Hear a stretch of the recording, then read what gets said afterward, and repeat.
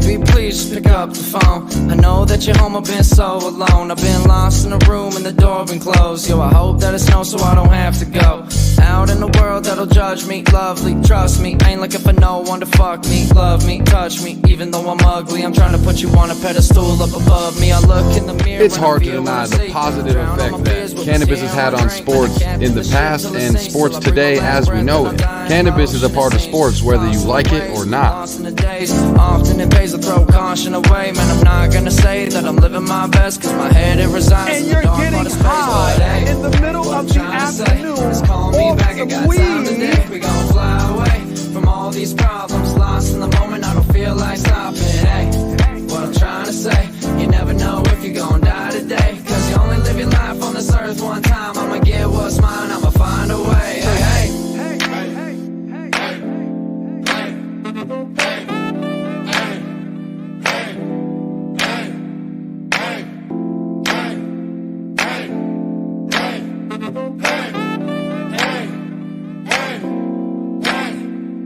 But hey, what I'm trying to say is call me back, I got time today. We gon' fly away from all these problems. Lost in the moment, I don't feel like stopping. Hey, what I'm trying to say, you never know if you're gon' die today, cause you only live your life on this earth one time. I'ma get what's mine, I'ma find a way. Like a whole lot of weed. Yo, what is happening, everybody? God dang, well, I cannot express y'all how happy I am to be back live and better than ever here on your favorite sports talk show, the Huddle Chat Sports Show. And if you don't know, I'm gonna let you know. Over here on the Huddle Chat Sports Show, we are a cannabis-powered, yet sports-driven talk show. We focus all on the sports. We like to plow new ground. We typically like to talk about those teams, players, and storylines that don't get as much attention as they should in the national headlines.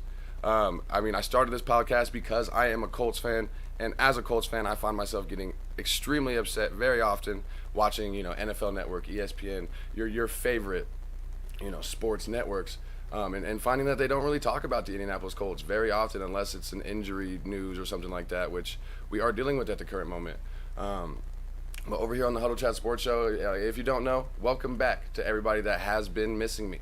I've been on a summer little vacation, as you can tell. We got a nice new little studio here at the Huddle Chat Sports Show, and I'm absolutely loving it. We were planning on doing things yesterday, but ended up skipping forward. But I'm back. That's all that matters. And like I said, I am extremely excited to be back with y'all, bigger and better than ever. I was having a few small technical difficulties. I'm hoping to get that figured out here real quick. But like I said, boys and girls, welcome back. Now is the time, if you do consume, to smoke smoke them if you got them. Your boy over here on the Huddle Chat Sports Show, we are always going to be, like I said, cannabis powered. We don't focus on the weed, but it is hard to deny the fact that cannabis is a part of sports, whether you like it or not. I mean, you got players coming from past, present, and as you can see, coming in the future, coming out and expressing how cannabis has helped them in their careers.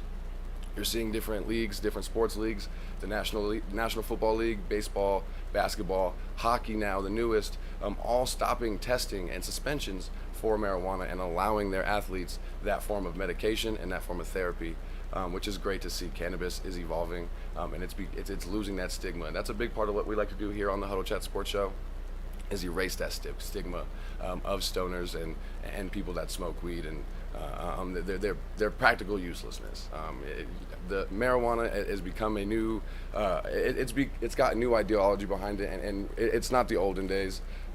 And so here on the Huddle Chat Sports Show, we like to blend the two together. Two of my favorite things, sports and cannabis. If you don't know, I live in Colorado. Weed is legal out here.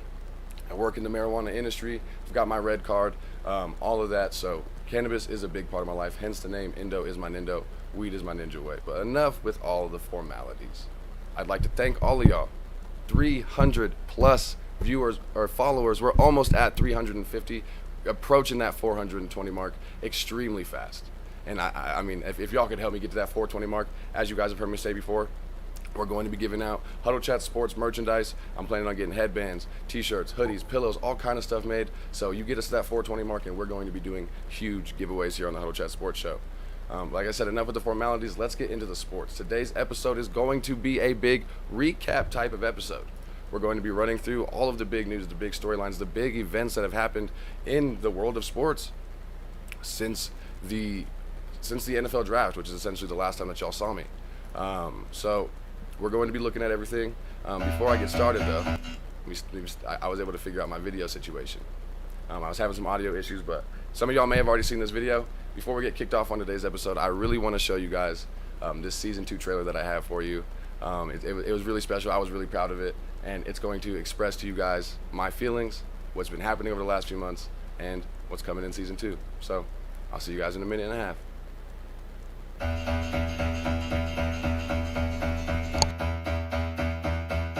Hello, y'all.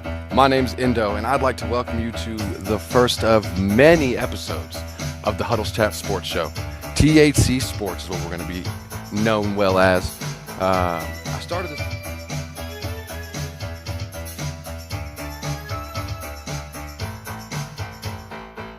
If you'd have told me a year ago that I'd be locked inside of my home, I would have told you a year ago. Interesting, now leave me alone.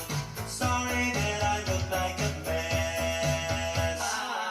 I booked a haircut, but it got rescheduled. Robert's been a little depressed, oh, and so today I'm gonna try just getting up, sitting down, going back to work.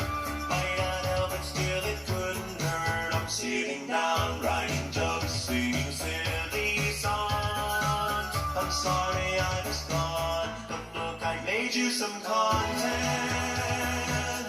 Daddy made you your favorite open wide. Here comes the content. It's a beautiful day to stay inside.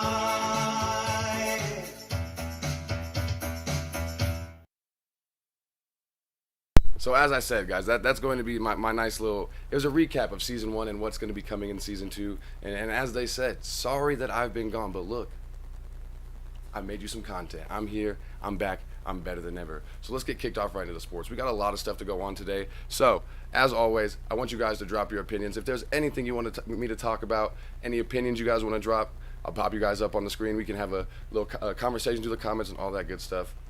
I apologize for anybody that has seen already the first couple minutes of the episode if it wasn't obvious.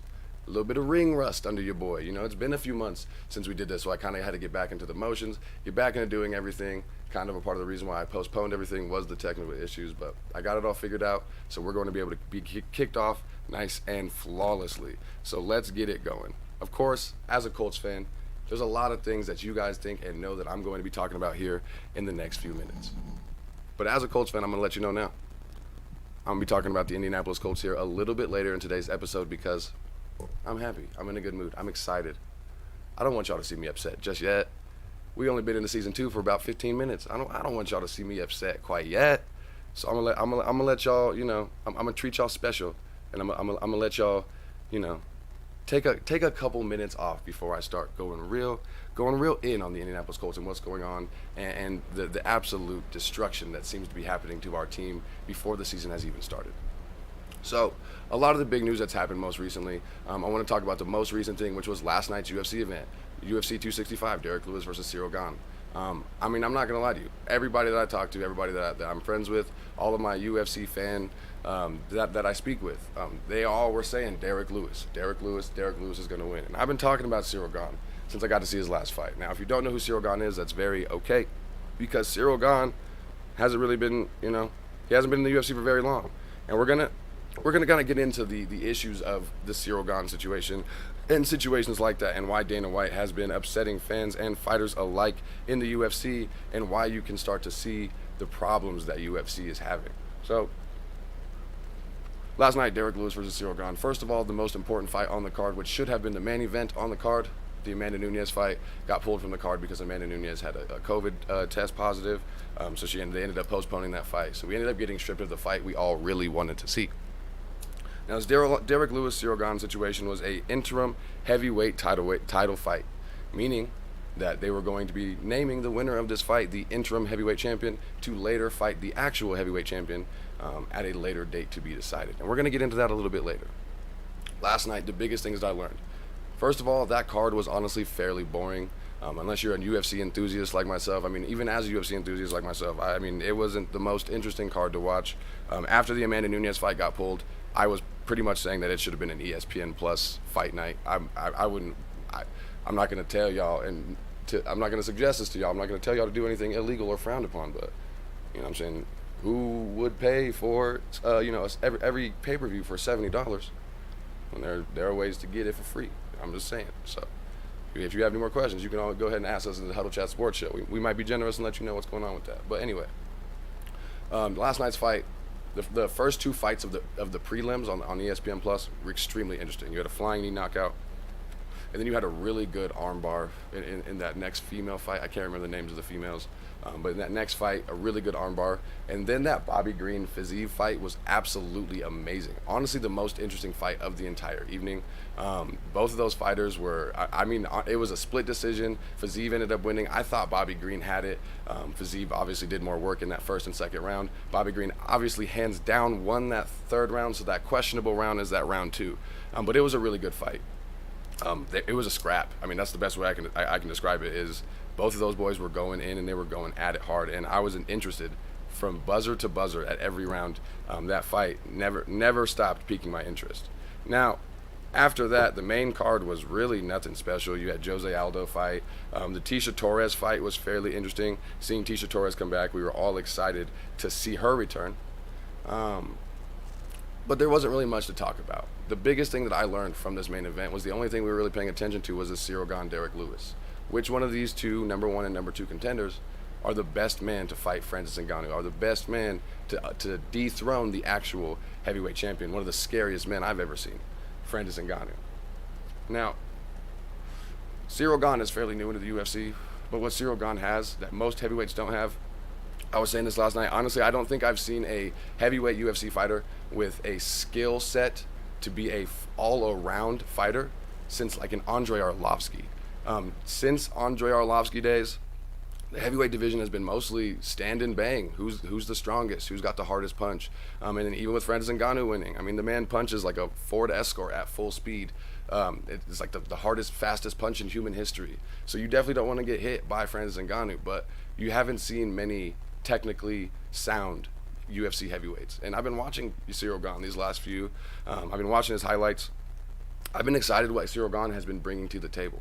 Now, sort of like Kamaru Usman when he was on his rise up. He was kind of boring to start. You know, he's figuring out the sport. Is new to the sport completely. New to UFC fighting completely. He's like a Muay Thai specialist or something like that.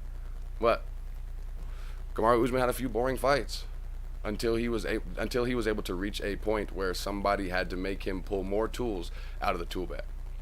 Last night, I had 2 hopes about the fight. Hope 1 was that Cyril Gane would not go the whack Daniel Cormier, put him on the ground, wear him like a wet blanket, and score points to the end type victory. I was hoping also that Cyril Gane would knock Derek Lewis out standing, like a good heavyweight knockout. But the fight went as I expected it to go. Cyril Gane fought almost seeming like he was 7 feet tall. He kept like a good 2 feet distance between Derek Lewis, and Derek Lewis showed up to a heavyweight title fight out of shape. And Derek Lewis, I like Derek Lewis. I enjoy watching Derek Lewis. Derek Lewis is fun to watch in the UFC.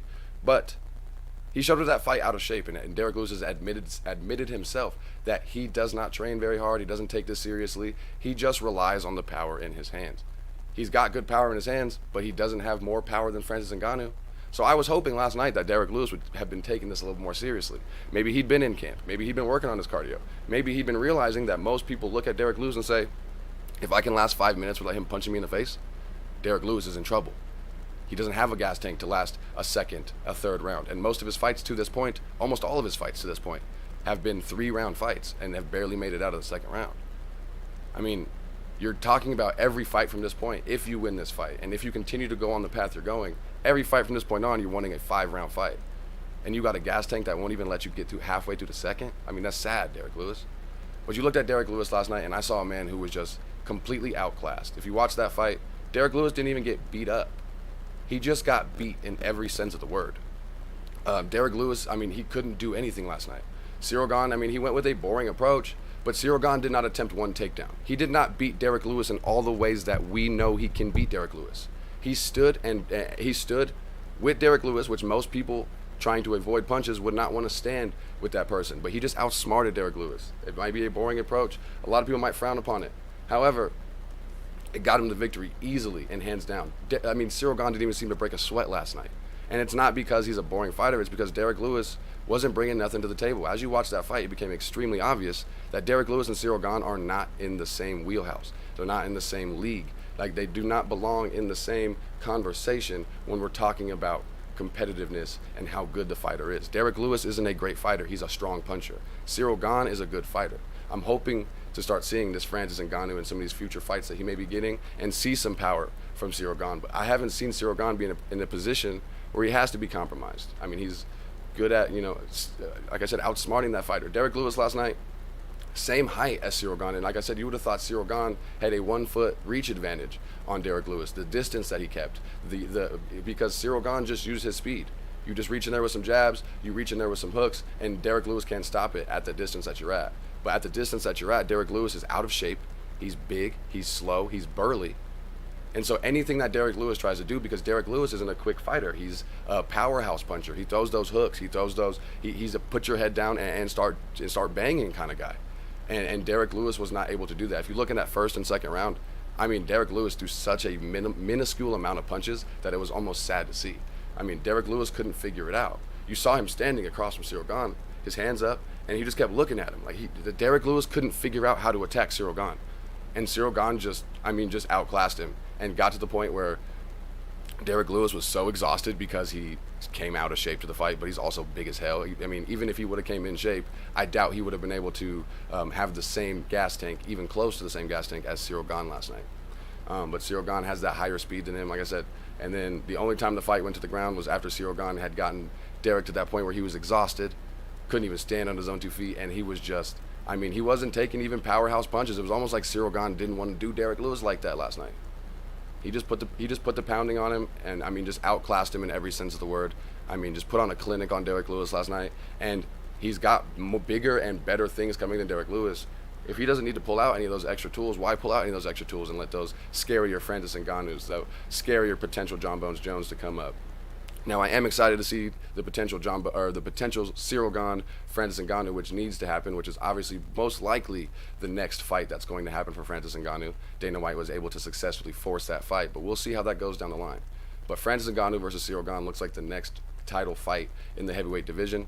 I mean, Cyril Gane's got an extremely great skill set, but Francis Ngannou, he's got 2 forward escorts on the ends of his wrists. So it's going to be interesting to see. It's going to be interesting to see if Cyril Gane can stand and bang with Francis Ngannou, what the approach is going to be, because he's not going to be able to attack Francis Ngannou the same way he attacked Derek Lewis. Derek Lewis is Francis Ngannou is a far more technically sound, far more imposing, stronger man than Derek Lewis is all around. But I will tell you guys this. This is my first quote of season 2. Y'all tell me what you feel about this. I think Derek Lewis had a better chance of UFC gold through Francis Ngannou than he did through Cyril Gane. I don't think he ever stood a chance against Cyril Gane, because Cyril Gane he just outsmarted him, and he doesn't take those chances when he doesn't have to. Now, when you look at Francis Ngannou, he's a power puncher as well. Even though he's more technically sound, he's a power puncher.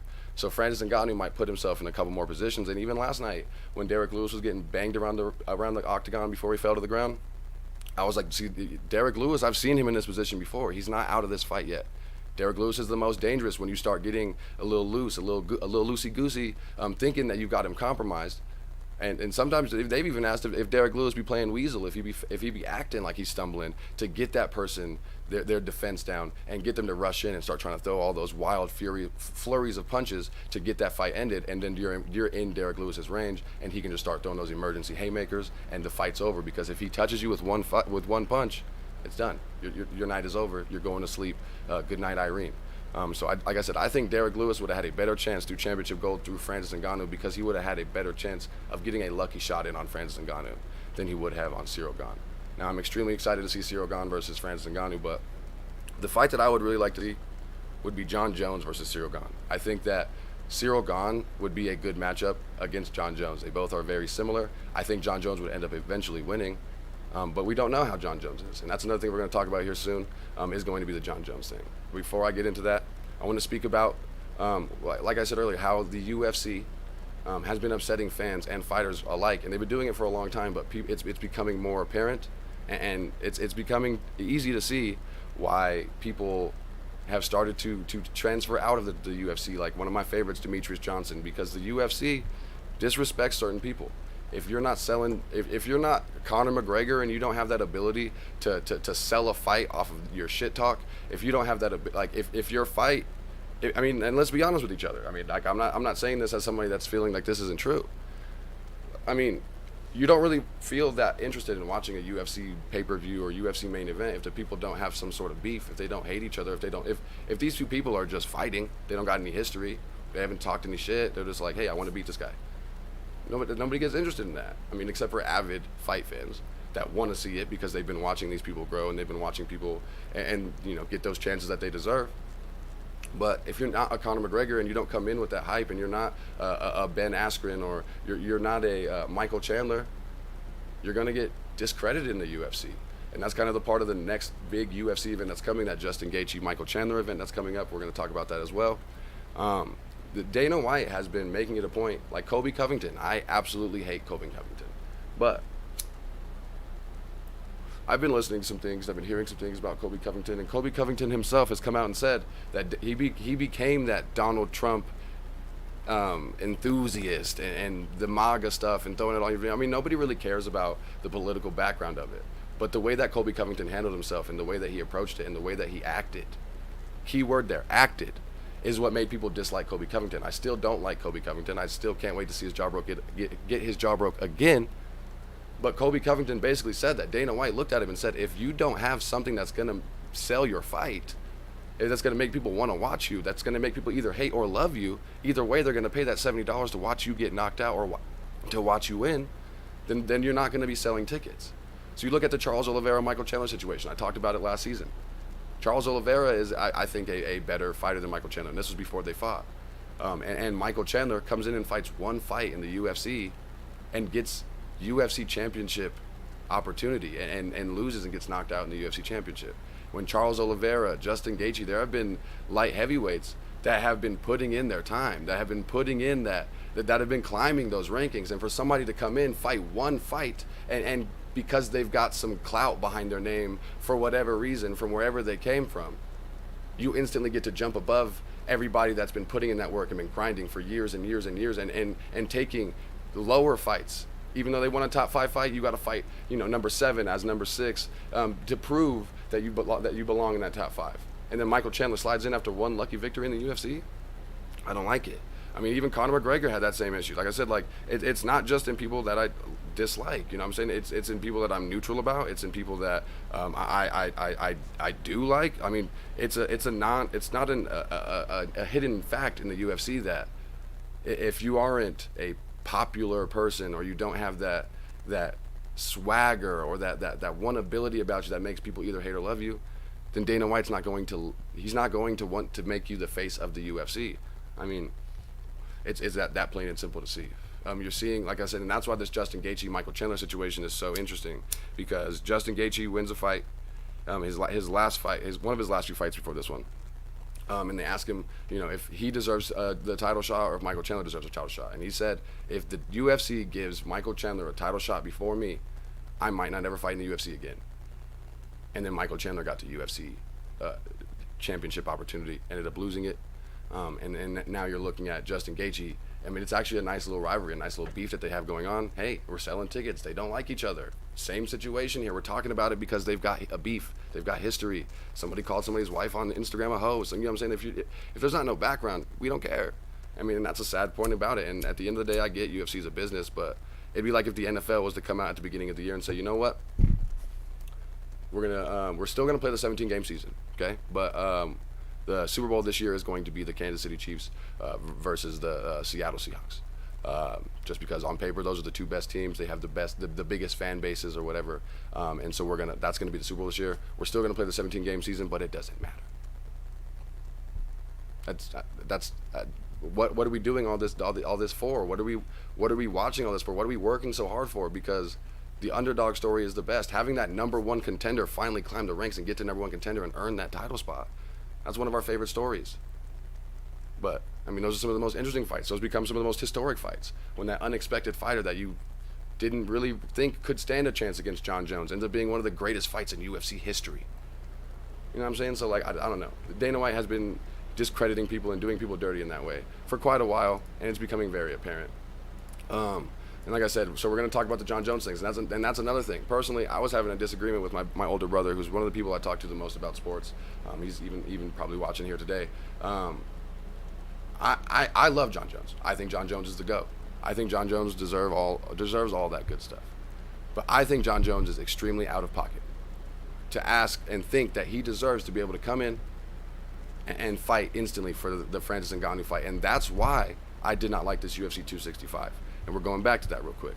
UFC 265 was an interim heavyweight title fight, which means, if you don't know, that means that the current champion is unable to fight or something like that, and they end up scheduling a fight of the two highest ranking contenders, the two that deserve the title shot the most, and they fight for an interim title belt. So now Cyril Gane is walking around with the stand-in heavyweight championship belt, while Francis Ngannou has the real one at home. So the next title fight is going to be champion versus champion. Which one's the real champion? This isn't boxing. We don't have multiple belts. You can't be the WBC champion and then lose to the PFL champion and still have 3 belts or something, whatever. Like, I don't know the different leagues, but we have one championship belt in every division for a reason. I mean, we don't do all that. But the thing is typically with the interim title fight situation, it's because a fighter can't fight, is unable to fight, gets injured, retires, something of that sort. You look at Francis Ngannou, he just won the championship in, I believe, late April? And he's from Africa, the Congo, something like that. I can't remember the exact location, I apologize. But he went back home for a month after winning the UFC championship and training for 3 months, and then being in America, and he went back home for a month before he got back into training and stuff like that to celebrate his victory. That doesn't sound very bad to me. I'm sure Conor McGregor goes back to Ireland, and I'm sure Anderson Silva went back to Brazil. I'm sure people go back home. Even though there's technically no off season for fighters, like, unless you've got an active fight scheduled and you don't finish a fight and instantly have a fight scheduled, you get a little bit of time off. So he comes back in May, ready to train, and this fight was scheduled in like early June. So like 2 months after Francis Ngannou wins the belt, he doesn't get injured. He doesn't have any surgery. He's not retiring. He's at the peak of his career right now. Dana White is scheduling an interim heavyweight championship fight because Francis Ngannou wants to fight Jon Jones. And that's understandable. That's the money fight. He can make money fighting Derek Lewis. He can make money fighting Cyril Gane. But everybody wants to see the return of Jon Jones. And everybody would love to see a Francis Ngannou Jon Jones bang out. Everybody, that would be a explosive card. I'm sure they would put amazing fights on that. It'd be like a Conor card, You're anybody that gets the chance to be on that pay-per-view is going to want to show out, because Francis Ngannou Jon Jones, that's going to be a big one. But at the end of the day, like I said, Jon Jones is the GOAT. He's earned everything. But the problem with Jon Jones is, I don't think he has the power that he thinks he does. The problem with Jon Jones is, we haven't seen Jon Jones fight in 2 years. And even the fights that he had after that, we haven't seen many fights of Jon Jones since the Daniel Cormier trio, the suspensions, the DUIs, the other legal trouble. And I'm not holding that against Jon Jones. I'm not discrediting Jon Jones. But some people do discredit Jon Jones. Yeah, you're the GOAT. Yeah, you've won this many fights, but how many of those were high on coke? How many of those were on steroids? I don't discredit Jon Jones. I think he made his mistakes, and he's been able to come back and redeem those. But Jon Jones hasn't fought in years. He's also stepping up weight. But if we've been talking about anything, when Daniel Cormier retired, Jon Jones was at heavyweight weight. So Jon Jones been walking around with heavyweight weight for over a year now. Jon Jones is used to that weight. You're not going to see it be one of those things where, is this extra 20 pounds going to affect? No. Jon Jones is used to heavyweight weight at this point. But the problem is Jon Jones ain't fought in very long. Jon Jones is coming off of suspensions from the UFC. Jon Jones kind of owes the UFC a little bit of leeway. He doesn't have that swing, that power to demand shit right now. And to come in after such a big hiatus and stepping up to a new weight class and instantly thinking your first fight should be the championship fight. I just don't understand that. I think he should fight a top 5 contender. I thought he should fight a Cyril Gane or a Derek Lewis. I thought Cyril Gane versus Jon Jones, and then the winner of that fight, Francis Ngannou. That sounds great to me as a UFC fan. That sounds great. It sounds like both of those fights would make money as well, and they'd be interesting fights, and we'd be able to figure out these UFC heavyweights who have been earning these spots, which ones are the best. And you're not going to be able to let Jon Jones come in after a hiatus, and all of these fighters, Cyril Gane wasn't really fighting. Cyril Gane was not fighting when Jon Jones was last fighting. Derek Lewis was, I feel like if Derek Lewis was fighting when Jon Jones was fighting some of his last fights, it was early day, probably prelim Derek Lewis. These up and coming heavyweights aren't the same heavyweights that Jon Jones had when he was Jon Jones, Jon Bones Jones. So we still have some things to see from Jon, and I feel like he still has something to prove. At least one fight to let him slide in there for that heavyweight fight. You know, so I personally think that it's absolutely ridiculous, and that's what's going on with the Jon Jones situation, and why Francis Ngannou is essentially almost being stripped of his title belt, unless he's got, of course, they're still going to fight, Francis Ngannou, Cyril Gane, but for him to basically be pushed aside because he took a month off to enjoy home, and then was being offered fights, and as a champion, you don't have to take shit. You can fight who you want to. You get to pick and choose. That's what Floyd Mayweather did. You get to pick and choose and wait to fight people if you want. You get to duck and dodge fights, like Amanda Nunes is doing this Paige Van Zandt fight. I love me some Amanda Nunes, but Paige Van Zandt is the only female that I think could ever contend with Amanda Nunes. So we're going to see. But Jon Jones and Francis Ngannou want to fight, and Dana White does not want that.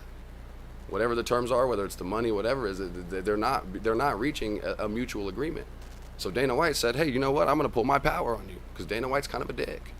And he said, if you don't want to sign one of these fights that I want you to sign, even though you have the power to pick who and choose who you want to fight as a champion, I'm going to take your belt from you. I'm going to make somebody else the champion. I'm going to spark a fire under your ass.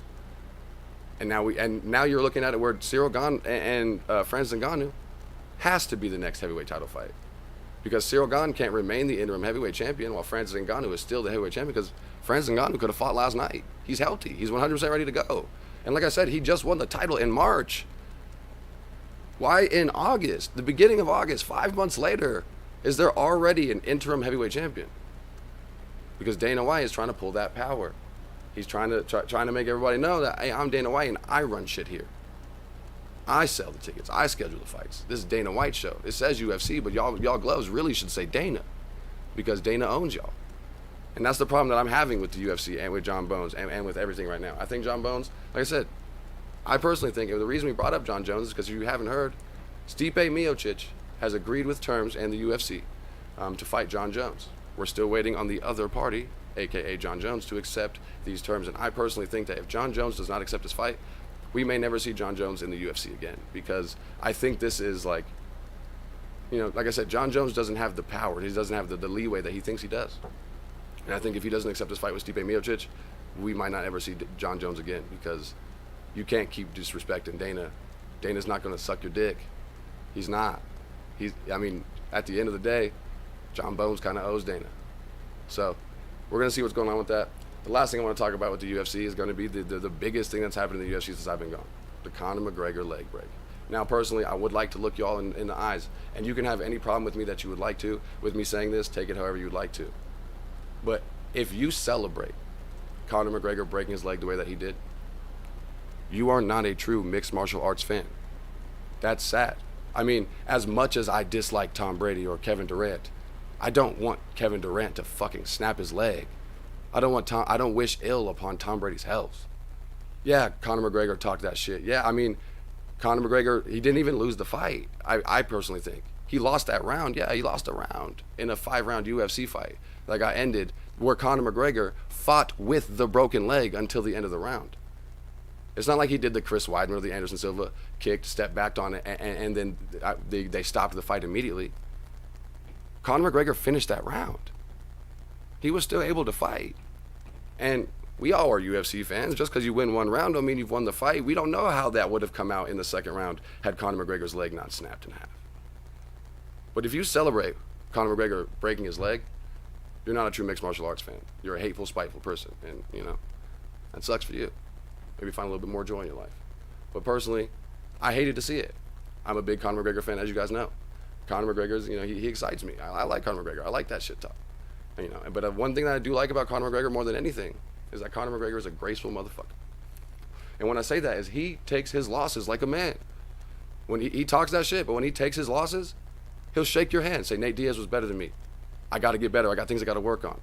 Look at how he lost with Khabib. All the shit he did before Khabib, the bus, all the craziness that Conor McGregor did before Khabib.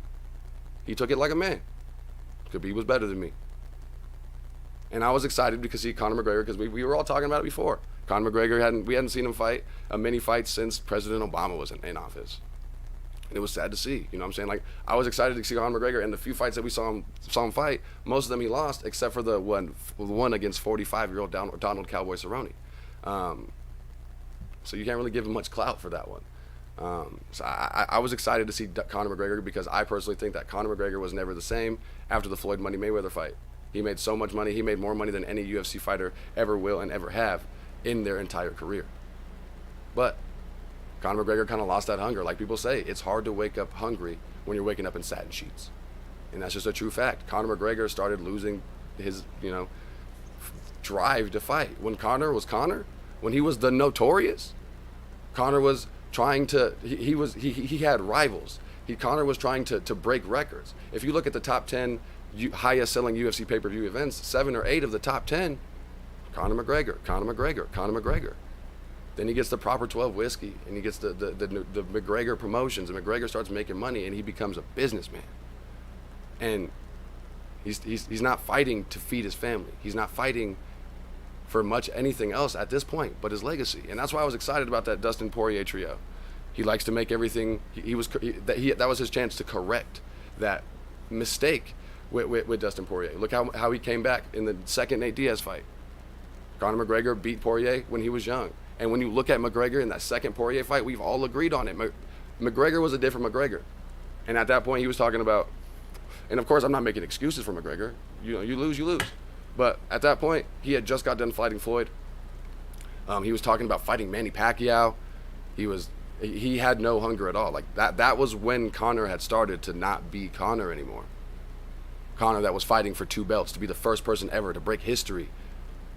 Conor is a legend. Conor is one of the greatest UFC fighters of all time. Not pound for pound greatest fighter, but greatest UFC fighters of all time. The amount of money that he made in the UFC, the accomplishments, the accolades that he acquired while in the UFC. Conor McGregor's one of the greatest. But it was sad to see Conor McGregor break his leg because I would have rather seen him get knocked out cold like he did Jose Aldo when he became the Notorious. I would have rather seen that than to see an injury that is most likely the end of his career. And that's the biggest question that everybody's been asking. Is this the end of Conor McGregor's career? I don't think technically. I think we're going to see Conor McGregor yet again in the UFC. I don't think Conor McGregor is going to want to let us, he's going to want us to remember Conor McGregor as Conor McGregor, not as a toddler getting scolded and being reminded of why they're in timeout. If you look at that picture of Conor McGregor with Joe Rogan sitting right next to him, that scowl on his face, he looks like a resentful toddler. He's angry, he's mad. But he was there still. Right? He wanted to fight, but his body wouldn't let him, and that's unfortunate. And I honestly am one of those people that thinks it sucks, and I hate to, but I don't think that it should have honestly been like almost a no contest. If something had happened a little different and Conor McGregor had gotten poked in the eye, and they stopped it right there, the judges would have said almost verbatim that they did not have enough of the fight to declare a winner because it was only 1 round of a fight. If we would have had 2 or 3 rounds, we would have been able to say which person had the upper hand over hand, but we can't declare a winner off of 1 round. But Conor McGregor broke his leg, so Dustin Poirier wins. I don't think that should count against Conor, at least. The UFC can't wait for Conor, but I don't think it should hurt Conor's legacy that he broke his leg. I don't think Dustin Poirier should celebrate a victory against Conor McGregor because Conor McGregor's legs couldn't handle it. Like I wouldn't be proud of that. But I don't think it's the technical end of Conor McGregor. I think he's going to fight at least 1 fight, whether it's a Nate Diaz trio. It's going to be something that everybody's going to be excited to see Conor come back. But I don't think we'll ever see Conor McGregor in a meaningful fight again. We're never going to see Conor contend for anything really serious ever again. He might fight Jorge Masvidal for the whack-ass bad motherfucker belt or whatever they have. But I don't think we're ever going to see Conor McGregor. We've officially seen the end of the Notorious Conor McGregor. Just like what happened to Anderson Silva.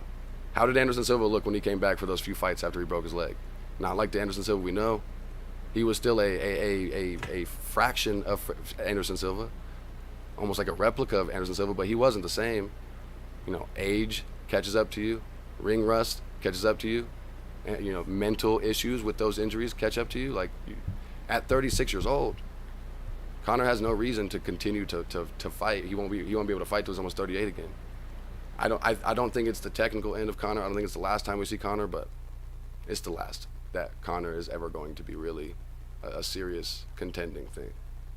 But we're going to be moving on from the UFC. So I want to talk about the Olympics. The Olympics have been, honestly, fairly all right. I love the Olympics because the Olympics are very different. Let me pop up some of these comments for y'all, see what we're talking about real quick before I move on.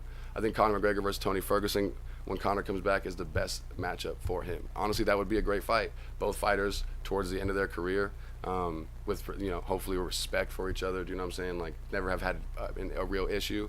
I do think that would be a good matchup, that Tony Ferguson. Brandon McCoy agreed. Thank you so much, man. And so what we're gonna be looking at here is with the Olympics. If you can describe the Olympics, if there was a quote to go with the Olympics. Now, let us not forget, this is the 2020 Olympics, and I don't know if you're looking at your calendar like I am, but today's August 8th of 2021.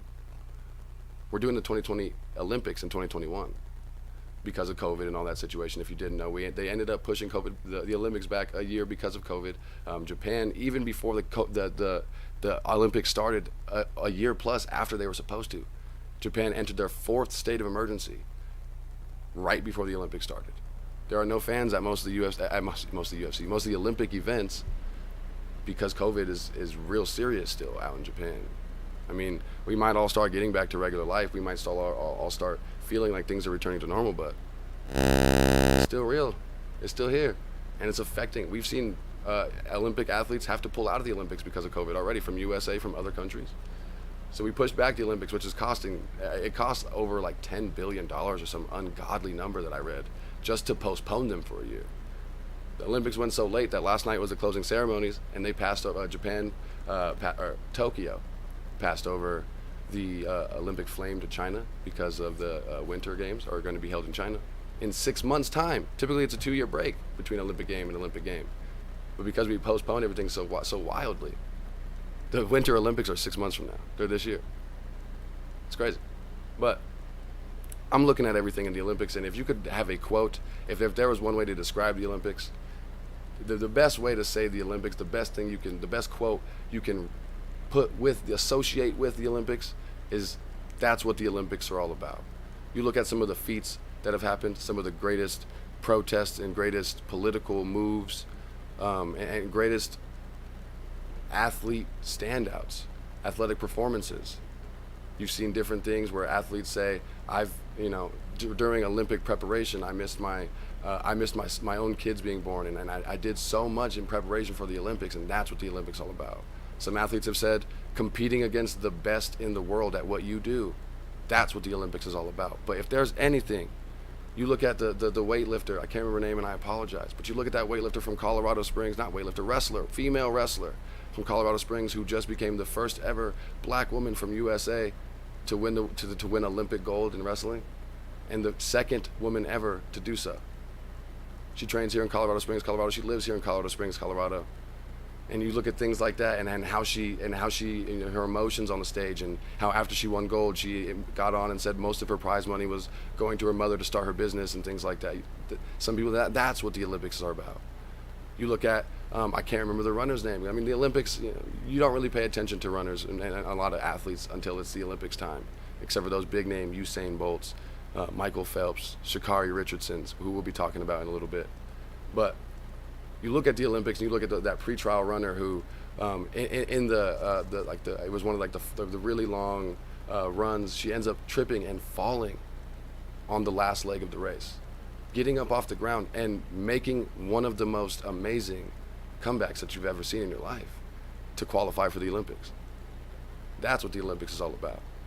But the question I've been having on my mind lately, because like I said, I don't know how much you've been watching, but the Olympics have been fairly meh to me. As a sports fan, I'm watching them, but I've been lacking that passion about the Olympics. Because what has the Olympics been about this year? I think it can be best described as Olympics this year. What are they about? And it's about everything else being bigger than sports. It's about athletes being more than athletes. And athletes having more than just this few moments every 4 years. There's more to that. You're looking at the Michael Phelps documentary that's coming out talking about how you spend all this time searching for that one moment, and even if you win Olympic gold, that moment is gone and fades away so fast. And you spend the next 4 years preparing and trying to recapture that moment, just thinking about that moment every time you do anything. Imagine being a racer, an Olympic track star that loses because you didn't stretch far enough and the guy that was in second beat you because he leaned far out and you lost by 1/10 of a second. Imagine that pain, not even just winning, that pain, and dealing with that for 4 years and trying to get better by that 1/10 of a second. That sounds like madness.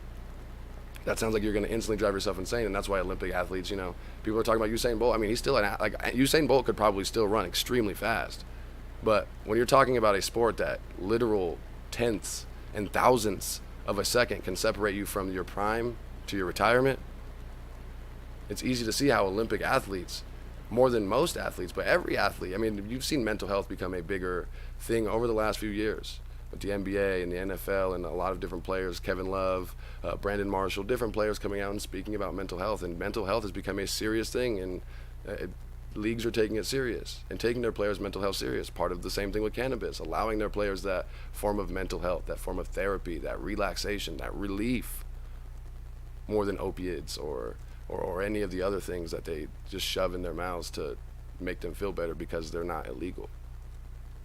But you're looking at it and you're saying that before the Olympics in the USA, we can all kind of fairly agree that the most talked about Olympic athlete in the USA leading up to the Olympics was the one Sha'carri Richardson, the female that was suspended right before Olympics for smoking cannabis, for consuming cannabis, and she made her mistake. The problem with what happened with Sha'carri Richardson, I've seen a lot of people giving her different hate and different, negative feedback.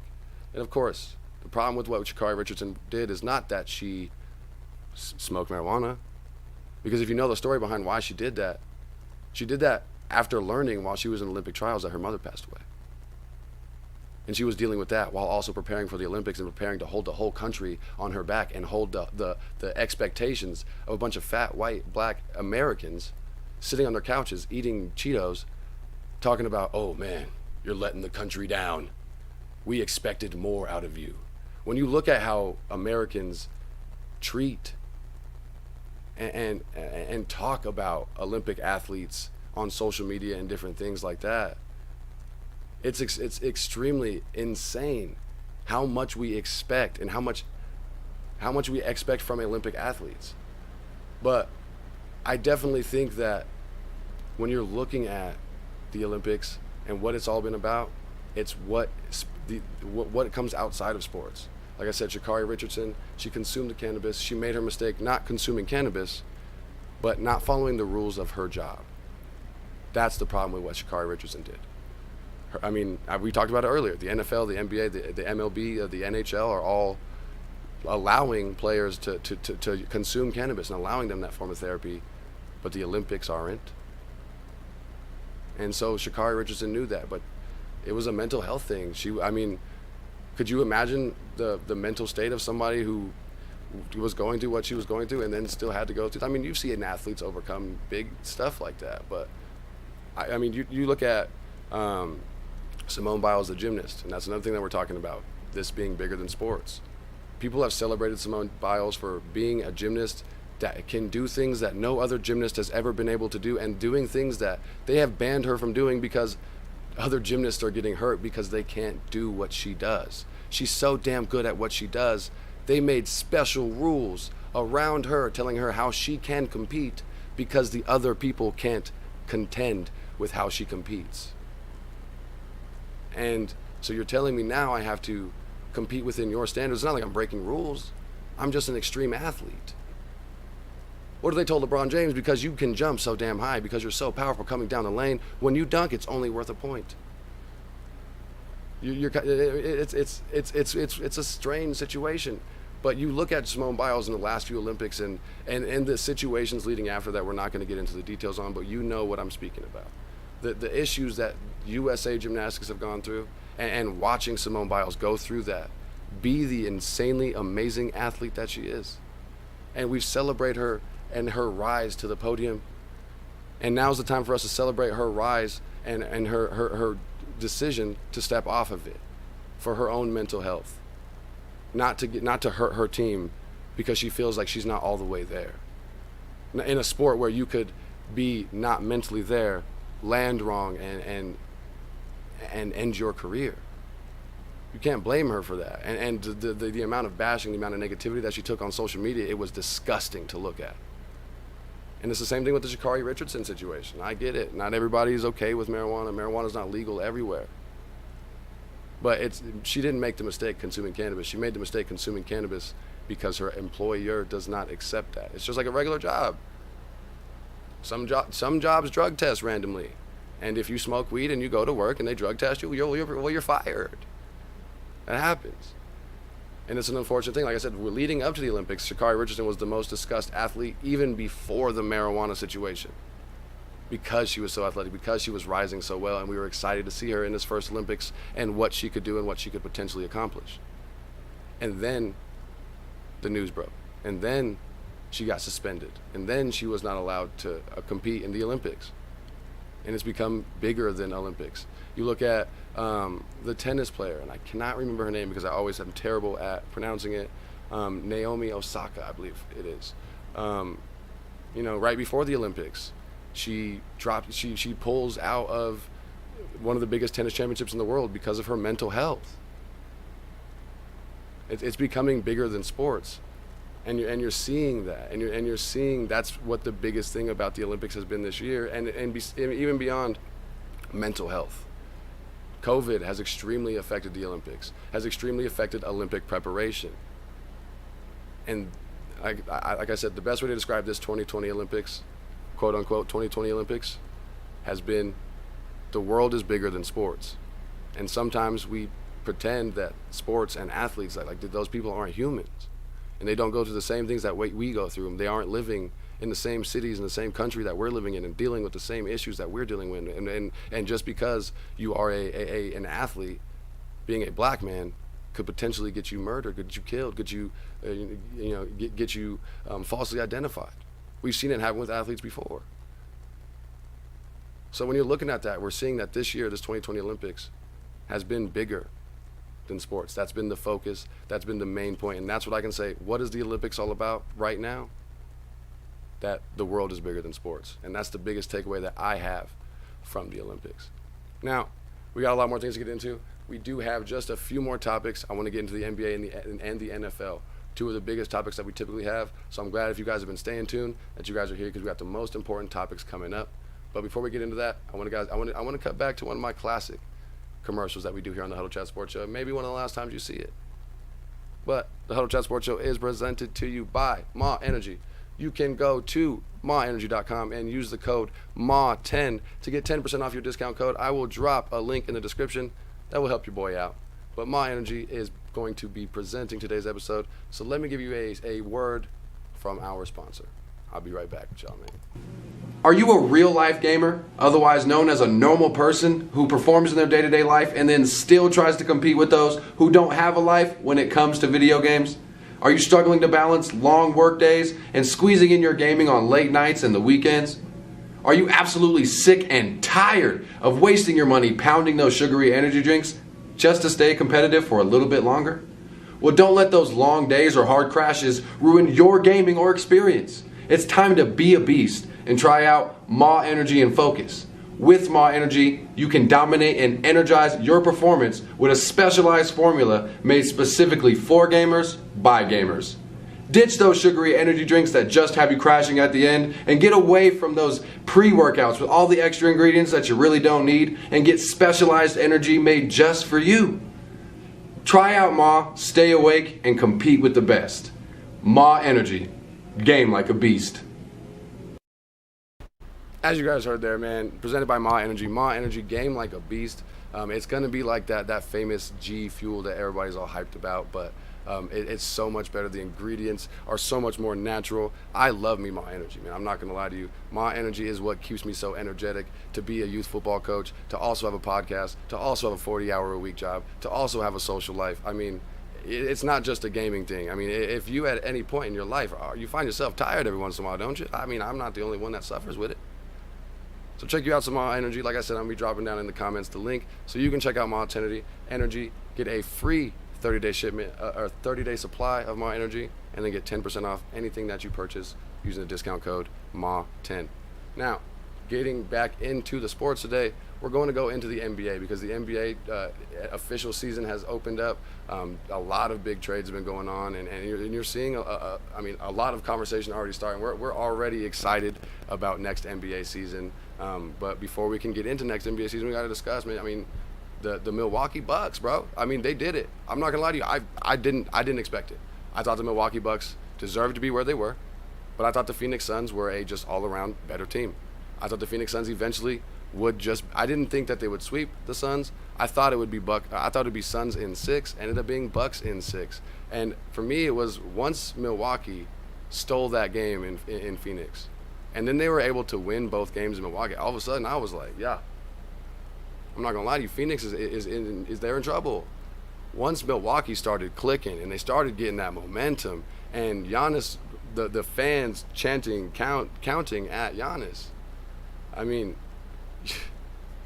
that was obviously a big issue with Giannis's mentality in that first little bit. I mean, when you're looking at those people counting while he was shooting free throws and all of the visiting stadiums, I mean, Giannis that shit was affecting him. I mean, can you blame the man? I mean that would affect me trying to shoot free throws in 2K. I couldn't imagine trying to stand there and take that sort of mental abuse while I'm shooting 2K. Real quick, I want to cut it to the comments real quick. I got a good question. Hold on, let me pull it back up. There we go. You got Mike Clark here. He said, "Are you going to be doing any fantasy football episodes?"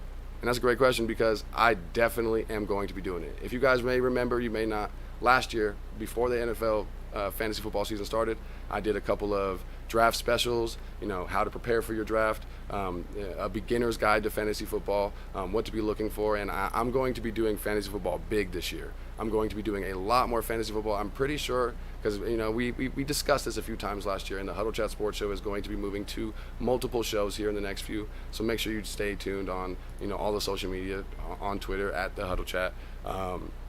So you're going to be looking at and saying that, I am going to be doing fantasy football episodes. I want to do it almost weekly. I'm thinking about doing 2 to 3 episodes a week, and one of them just being purely football and fantasy football that we talk about. I haven't figured out the details yet. So like I said, stay tuned on the Huddle Chat Sports Show, Twitter and Facebook for more information. But fantasy football, this is definitely going to be your home for any tips, tricks, knowledge. And I might even keep you guys informed on what I'm doing this year, because I've been pretty shitty at fantasy football in my main league these last couple years. I can't lie to you. So I want to show y'all what I'm doing, so I can, maybe the pressure of everybody watching, make me change things or something. Maybe something's gonna happen. But I'm telling you, it's gonna be different for me this year. I'm gonna tell you right now here on the Huddle Chat Sports Show. You can quote this. I'm gonna win my fantasy football league this year. I'm playing fantasy football for 11 years and I ain't never won first place. Oh, it's happening this year. Count it. But we will be doing fantasy football now. Getting into the NBA real quick. What's up, TJ? Welcome to the stream.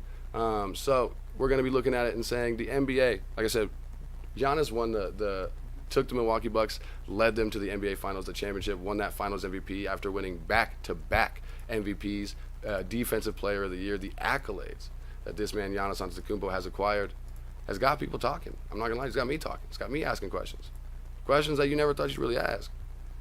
I mean, when you're looking at Giannis and LeBron at the same point in their career, I mean, I'll even throw Michael Jordan in there, at the same point in their career, what Giannis has been able to accomplish, I mean, it blows LeBron and even Michael out of the water, pretty much. I mean, back-to-back MVPs, Defensive Player of the Year. You got a Finals win, Finals MVP, like the accolades that he's been able to find. Let me pull up this picture that I think I have here for you guys that kind of explains it. I don't think I have it, so we'll just pull it up later. But I think Giannis, I mean, even if you don't want to say that, Giannis is greater or more accomplished than LeBron or Michael at this point in his career, we're having that conversation. he's putting himself in that stratosphere. He's putting himself in that conversation. Now, Giannis, he's going to be a force, and he's going to be part of the future of the NBA. Now, I was asked this before, and this was actually asked in some of my most recent posts on Facebook. If you guys don't know, I post on Facebook and Twitter weekly, give you guys not just constant updates about what's going on in the sports world, but I post about the show as well, asking you guys questions. What do you want to hear about? Because that's the most important thing. I'm not trying to just talk about things and try to, clickbait you and get you interviews. I want to talk about what y'all want to hear about, because that's why I started my show. I started the show because I'm tired of always spending a day watching ESPN and you hear the same stories over and over and over and going from show to show, and everybody's asking pretty much the same question worded a little bit differently. You're just watching everybody argue about the same dumb thing all day, and you don't care about that. You don't care. You want to see something else. I mean, you cared about that an hour ago, but you've heard enough about it. You want to, there are more sports teams, there are more players than LeBron James. That's why I don't like watching Undisputed that much, because it's the Dallas Cowboys and LeBron James. That's pretty much all they talk about on Undisputed. I do enjoy Undisputed. I like watching it, but I get tired of it because it's the Lakers and Cowboys show. It's easy to see why Lakers, Cowboys, and Yankees fans like watching Undisputed. They only talk about everything you want to hear about. First Take's the same way. All the sports shows are the same way, and that's why we started the show. I want to hear about I want to talk about what you want to hear about. So never be afraid to drop it in the chat. Let's get it going. If there's anything you want to hear about, let me know. I'll bring it up on the screen. We'll talk about it, have a quick conversation. But this was presented on one of my posts asking what you guys want to hear about in the first returning episode, this big special that we're doing here. And the question that was posed to me is, do you think either the Phoenix Suns or the Milwaukee Bucks are going to be serious contenders in the NBA next year? Both of the NBA Finals teams representatives, are they going to be serious contenders? Are they going to be seriously in the conversation next year? That's kind of a loaded question, I'm not going to lie to you, because this wasn't a normal year. Everybody got kind of lucky that the Brooklyn Nets and Kevin Durant, Thanos, they suffered through the injury bug, and they weren't able to stay healthy. They damn near had to put Steve Nash out there in the Brooklyn Nets jersey because everybody was getting hurt so fast on the Brooklyn Nets. They were never really able for the entire year to get that full Kyrie, Kevin Durant, James Harden, Blake Griffin. They had, I don't know the exact stats, so don't quote me, but I would say probably a quarter of these 25% of the season, they had that full star power. They hardly ever got to run with all those players healthy and all together, and then when they hit the playoffs, when they were healthy, they were playing well. There's no doubt about that. It was scary, but luckily for everybody, they got injured and they suffered through some games, and they got knocked out early. But the Brooklyn Nets automatically going into next year, Kevin Durant's still there, just signed a contract extension, but I doubt he'll be there for the full 4 years if Brooklyn Nets don't dominate for the next 4 years. Which nobody wants to see the Brooklyn Nets do what the Golden State Warriors just got done doing. We just got done with that. We don't want to see it happen again. Watching the Phoenix Suns and the Milwaukee Bucks in the championship, I was ecstatic about it. Seeing two franchises that have barely ever been in the NBA Finals themselves in NBA history. Watching no matter who wins the NBA Finals, all the players involved are getting their first ever NBA championship. We're talking about players we've never seen in the finals. We're talking about teams we've never seen in the finals. That's good stuff. I love that. It's kind of like how you're looking in the NFC most of the time in the NFL. For the longest time, Tom Brady dominated the AFC. It was kind of always the Patriots versus which one of those couple of good teams in the NFC. And you've seen the Panthers, you've seen the Falcons, you've seen some Eagles, you've seen some wild-ass teams come out the NFC. And we love that. We love that underdog story. We hate it going into a year and saying Golden State Warriors, Cleveland Cavaliers, let's just get through these 82 games so we can watch what we really want to watch. It sucks going into a year almost knowing what's going to happen at the end. We like that. Like I said, you never want to hope for someone to get injured, but luckily for the league, luckily for the Milwaukee Bucks and the Phoenix Suns, Kevin Durant's got big-ass feet. We're talking about Kevin Durant. That's a good question, TJ. I'm going to get back to that. We're talking about Kevin Durant. If anybody remembers, anybody was watching that game, that the Milwaukee Bucks ended up beating the Brooklyn Nets and moving on to the NBA Finals. Kevin Durant hits a three-point to win the series. Except for they review it, Kevin Durant stops a little bit early or a little bit late. He's got his toes, his tootsies right on the line. 3 is not a 3, it's a 2. Brooklyn Nets end up losing the series. Milwaukee ends up going. So we're talking about if Kevin Durant wore a size 11 versus size 13, the Brooklyn Nets would have been in the finals, and I don't think the Phoenix Suns would have beat the Brooklyn Nets in a 7-game series. But I didn't think the Milwaukee Bucks could beat the Suns in a 7-game series. That's the wonder of sports. That's what it's all about. That's what we watch it for, because we don't know what to expect. That's what analyzam is about. That's what we're doing here. You can take different trends and different things in the past and different numbers and try to put it together to predict the future, but analyzam is all just guessing and trying to be the one that guesses well. That's all it is. And so like I said, we're looking at next year going into it. The Brooklyn Nets are automatically top 1 or 2 most powerful, scary teams in the NBA. Then you look at the Los Angeles Lakers. I mean, LeBron and Anthony Davis. I mean, any team that LeBron is on until LeBron is fucking 50 and retires. Eventually, when Bronny James hits the NBA, LeBron will step out so he doesn't have to play against his own son and dominate him too.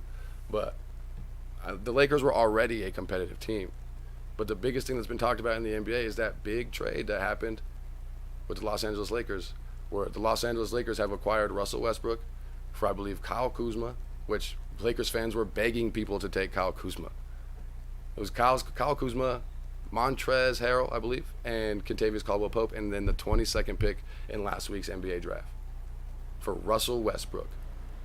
One of my favorite NBA players. One of those players that's similar to Chris Paul that you're like, man, I've been watching Russell Westbrook be at the top of the line in MVP voting almost every year, in the conversation for one of the better players in the league every year. Everybody knows Russell Westbrook's name if you watch basketball.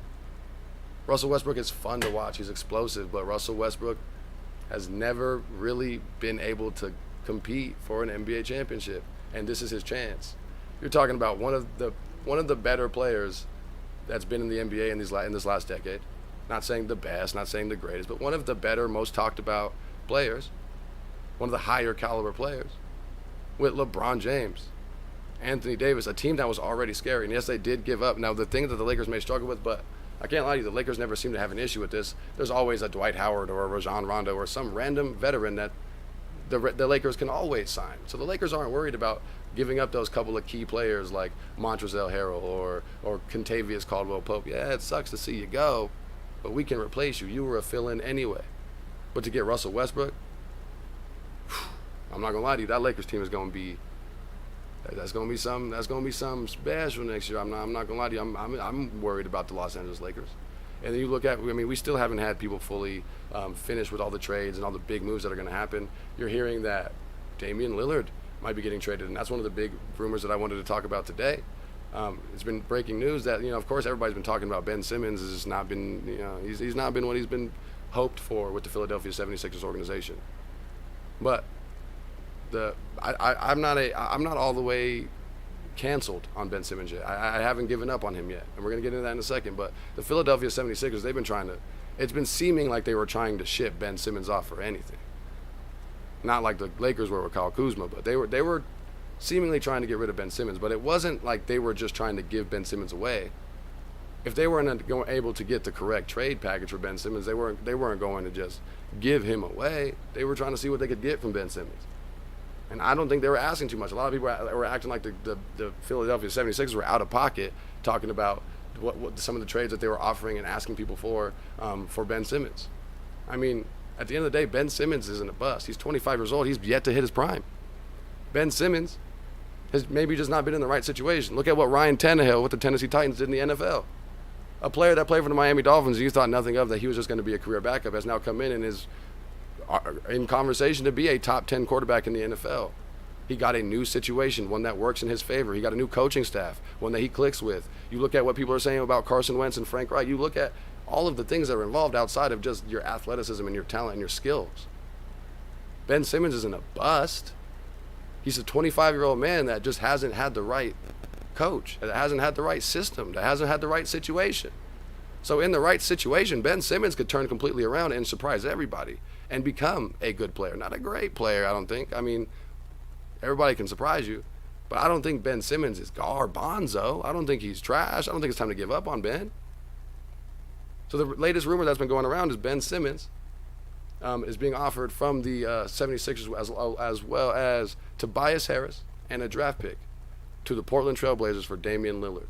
And I can't lie to you. I've talked about Damian Lillard a lot in season 1. Damian Lillard is loyal, and I love that about Damian Lillard. But it's time for Dame to go. It's instead of Dame time, it's time, Dame. It's time to go, dog. And he tried to fight through another couple years. He tried to stay and fight through the changes. But the Portland Trailblazers organizations they're just not serious about winning. They're not putting the pieces that they need to get around Damian Lillard. Damian Lillard, I mean, just like what we saw with Steph Curry and the Golden State Warriors this year. Damian Lillard gives the Portland Trailblazers a chance, but he can't do it all on his own. You can't guarantee he's going to be making half-court shots every day. You got to help the man. And at the end of the day, Damian Lillard's only got so much time left on the clock. We bring it back to Dame time thing again. He only got so much time, Dame.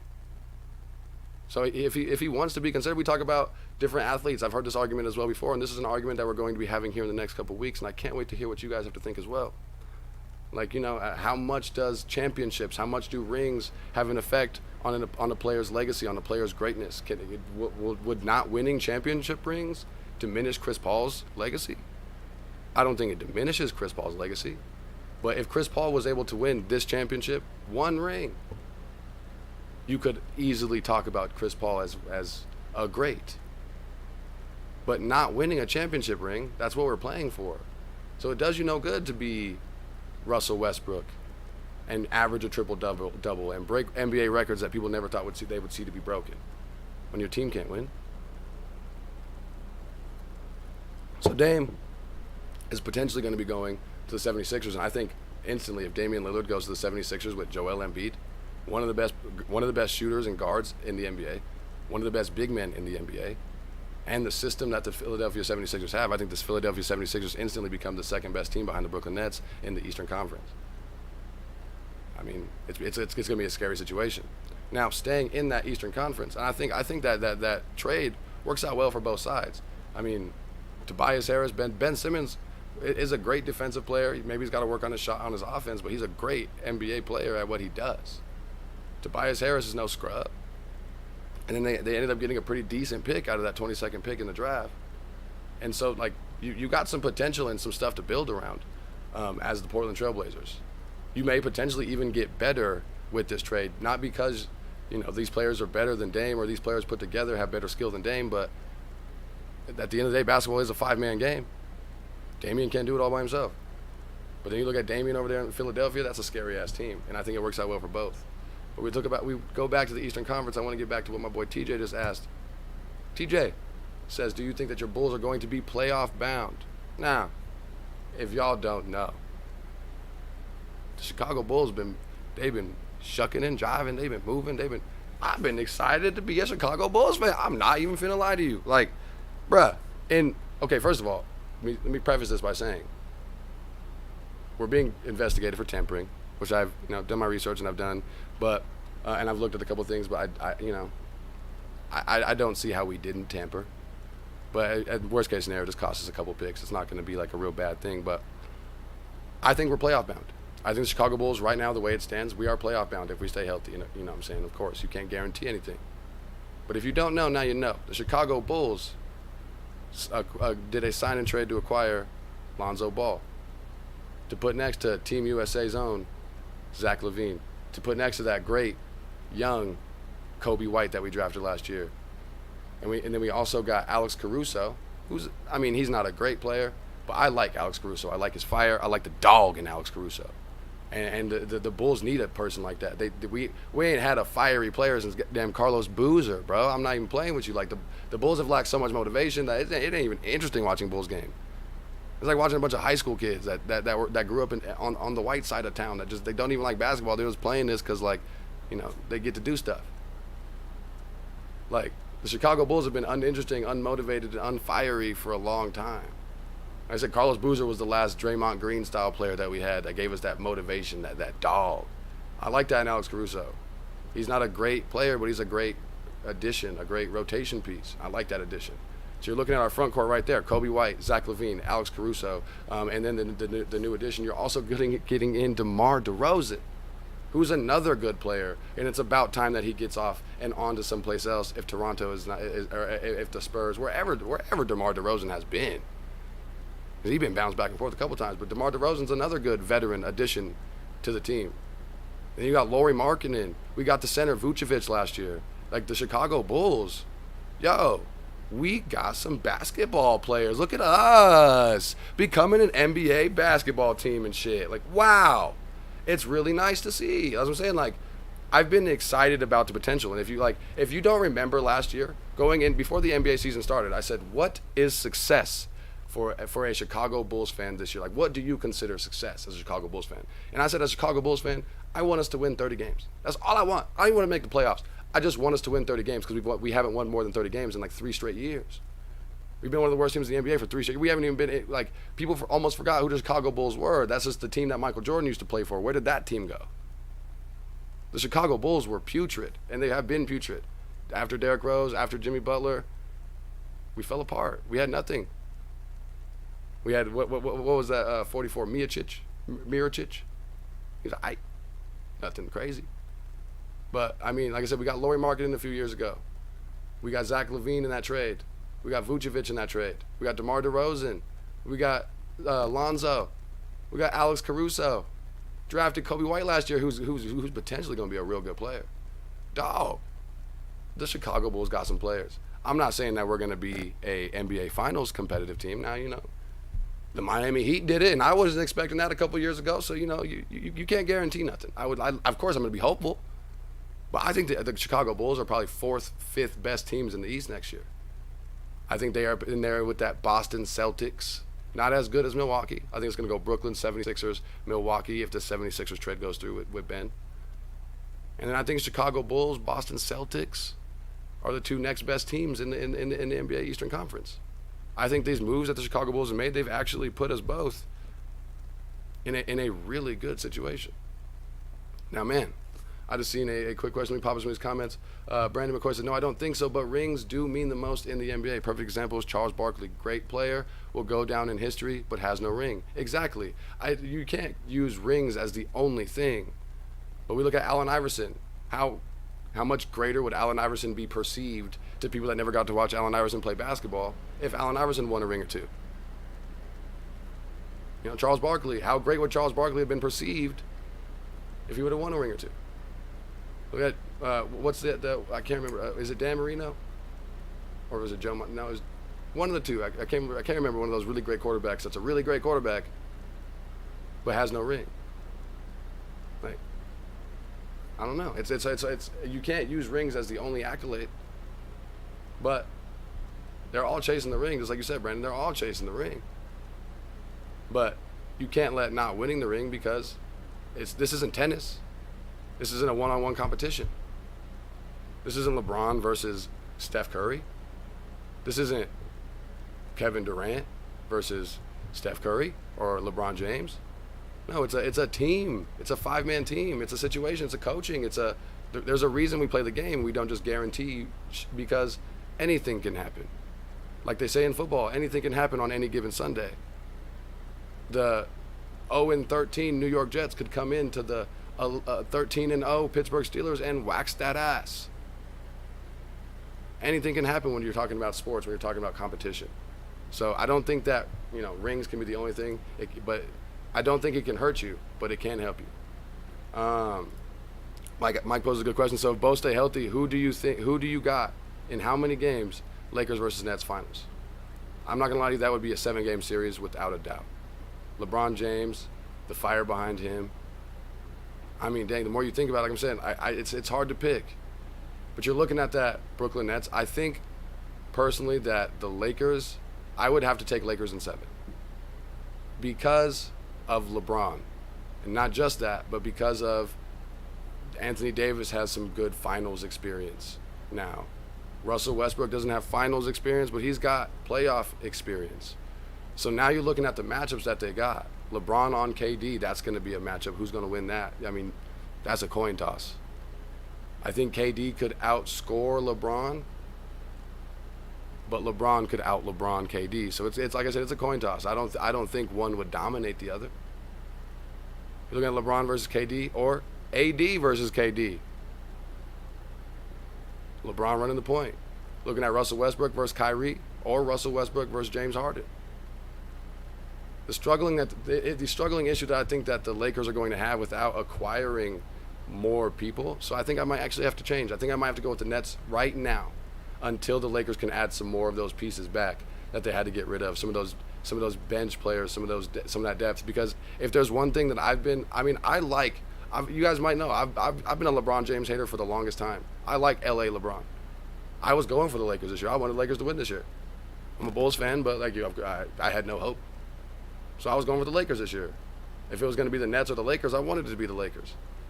But as you guys have heard me say before, the Lakers won the NBA Finals after the bubble and shit.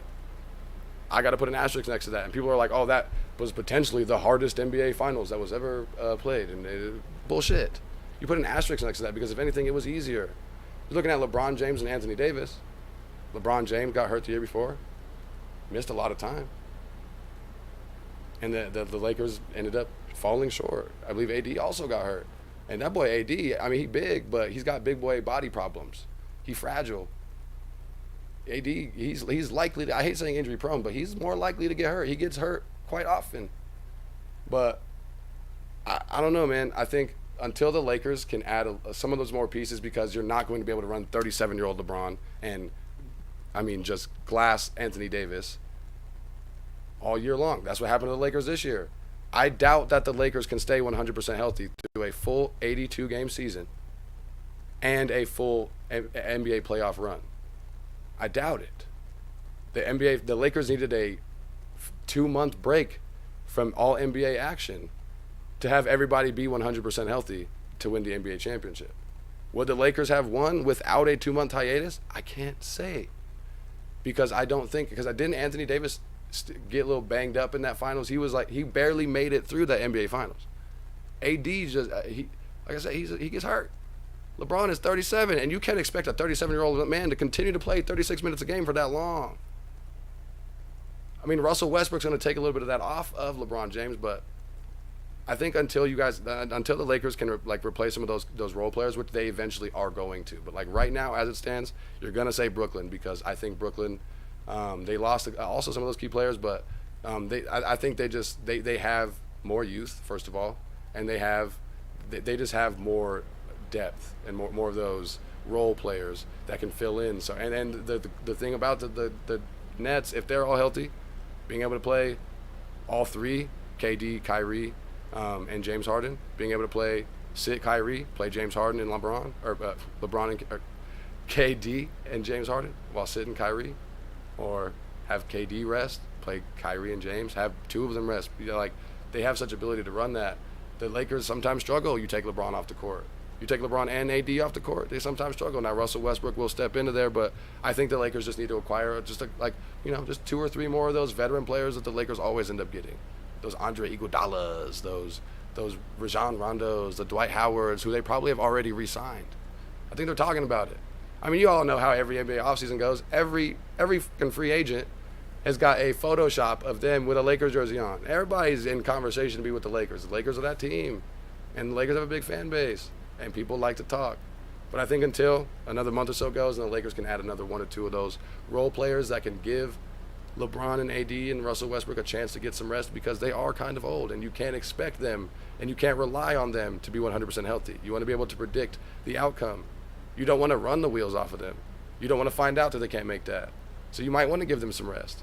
So I think that the Lakers just have to add a couple key pieces, and the Lakers, with a little bit more role players, a little bit more bench, 1 or 2 players that can just step in when they take a break, I think the Lakers easily will beat not easily, but they'll beat the Nets in 7, because LeBron's got more experience than KD.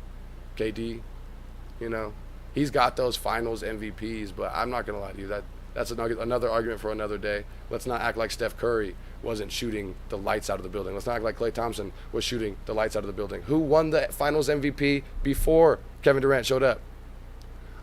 Andre Iguodala. Steph Curry never won the finals MVP, and look at what Steph Curry did with the Golden State Warriors this year. Like, the NBA Finals MVP is kind of like a fan thing sometimes. Like, I don't think KD should have won that NBA Finals MVP, but that's another argument for another day. I think LeBron and AD and the veteranship of the Lakers, Steve Nash only on his 2nd year of coaching, I think the Lakers should win if they add a few key pieces in there. Now, Moving on, last portion of today's episode, the most exciting portion of today's episode, what everybody's waiting for, the NFL. Now, before I get started on my NFL conversation, I wanted to pose a quick question to you guys and see what you feel. I got to find it first really fast, so give me just one moment here. Let me see here. I want to see if you guys think that there is anything in this world that gets you more excited, that makes you feel more special than something like this here. Give me one moment. This right here. How does this make y'all feel like it makes me feel?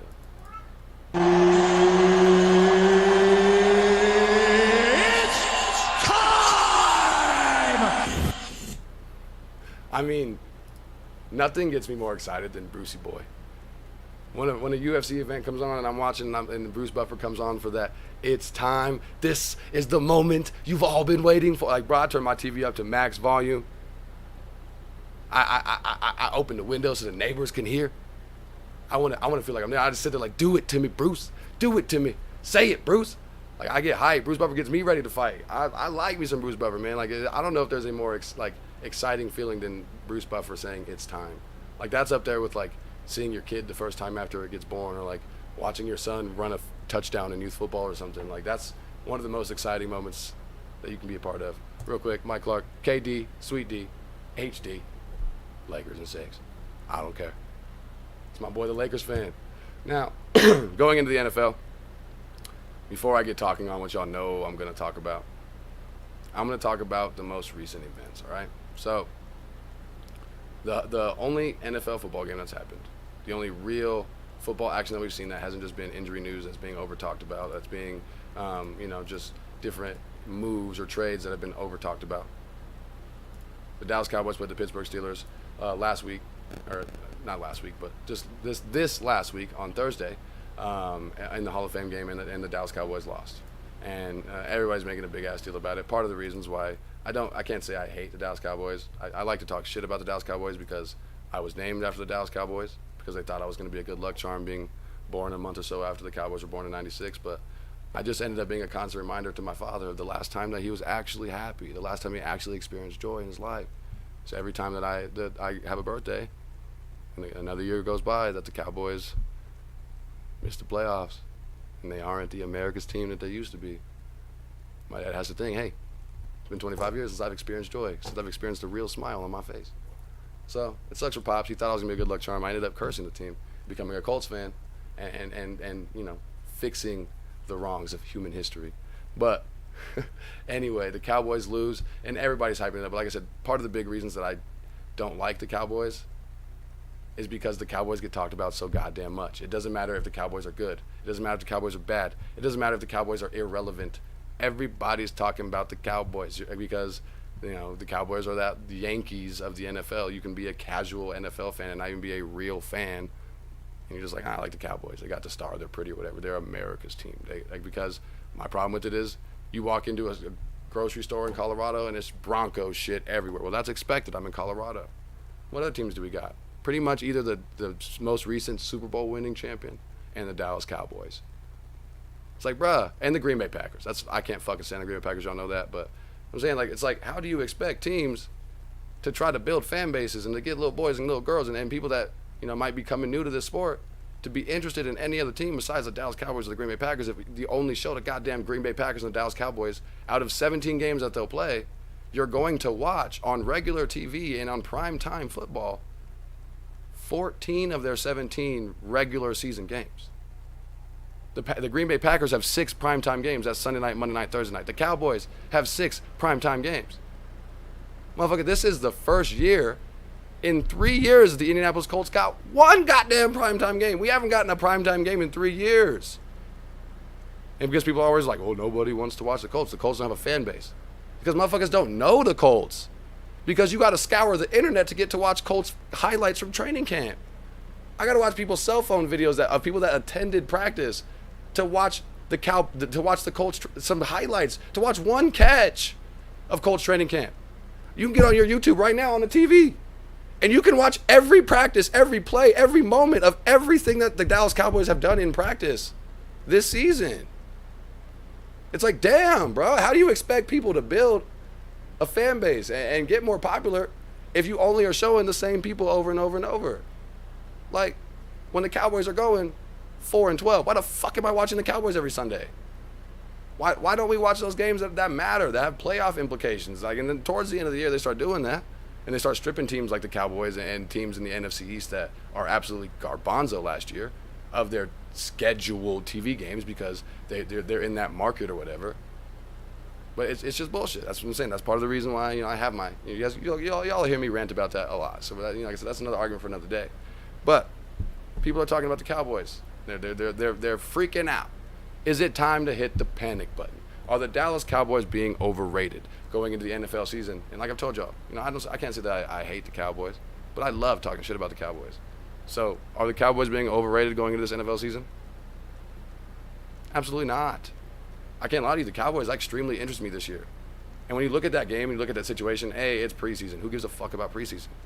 But you look at the Steelers were trying to win that game. The Steelers were taking that game serious. They start Mason Rudolph, the guy that got blasted in the face by Myles Garrett. Yeah, that was one of those favorite moments of somebody talking shit and getting shut the fuck up immediately after. You got Mason Rudolph, and he comes in, has NFL starting experience. They're starting Chase Claypool, Deontay Johnson, who, yes, they're second-year players, but they are their number 1 and number 2 wide receiver. Najee Harris, the new draft pick, he plays. They start virtually like 65% of their starting offense and play them for like the whole first quarter.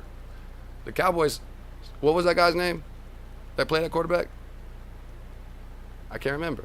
It was almost Blaine Gabbert. It was like Brian Gilbert or some shit like that. Gilbert was his last name. Never played in the NFL. His backup, Ben DiNucci, I think maybe played like a couple snaps last year, maybe one game at the end of the year last year after Andy Dalton got knocked out crazy. He was their backup, second string backup. Their third string backup, I can't even tell you his name. Like the Cowboys, I mean, Micah Parsons got to play a drive or two, the rookie. The Cowboys, they weren't playing anybody worth mentioning. Like, I mean, the Cowboys were playing backup players. They were trying to get their scheme set up, and the Cowboys lost. I mean, it's a preseason game, a Hall of Fame game, and an extra preseason game at that. It's not the time to panic. But like I said, I'm excited about the Cowboys this year, actually. I'm interested to see what the Cowboys can do. I think that the Cowboys go probably 11-6 this year. Maybe 10-5. Depends on how the coin flips, if they stay healthy. I think the Cowboys are a definite playoff team. They win at least one playoff game, but I don't think they make the Super Bowl. And I tell you that Hard Knocks, I'm extremely interested to watch Hard Knocks with the Dallas Cowboys. Who the fuck cares about the Denver Broncos? I would have kind of liked to see the Arizona Cardinals, but all the other teams besides the Cardinals and Cowboys, who wants to watch them and NFL Hard Knocks? Ain't nobody want to watch Teddy Bridgewater and Drew Lock's quarterback competition. Miss me with that. Nobody care about the orange and blue, the Mile High City. They only got nothing worth speaking about. Y'all gonna be like the St. Louis Rams when they were on Hard Knocks. Nothing. You're gonna get excited because we watched you on Hard Knocks, and you ain't gonna be shit after that. The Cowboys, though, you're looking at Dak Prescott coming off that crazy injury. A good quarterback. We can't deny it. A top 10 quarterback when healthy. A top 5 quarterback when he's playing well. You're looking at Zeke Elliott, who played like trash last year because the Cowboys had to change everything. They took a lot of injuries on the offensive line. Their main quarterback got hurt, and a lot of things rode on Ezekiel Elliott's shoulders.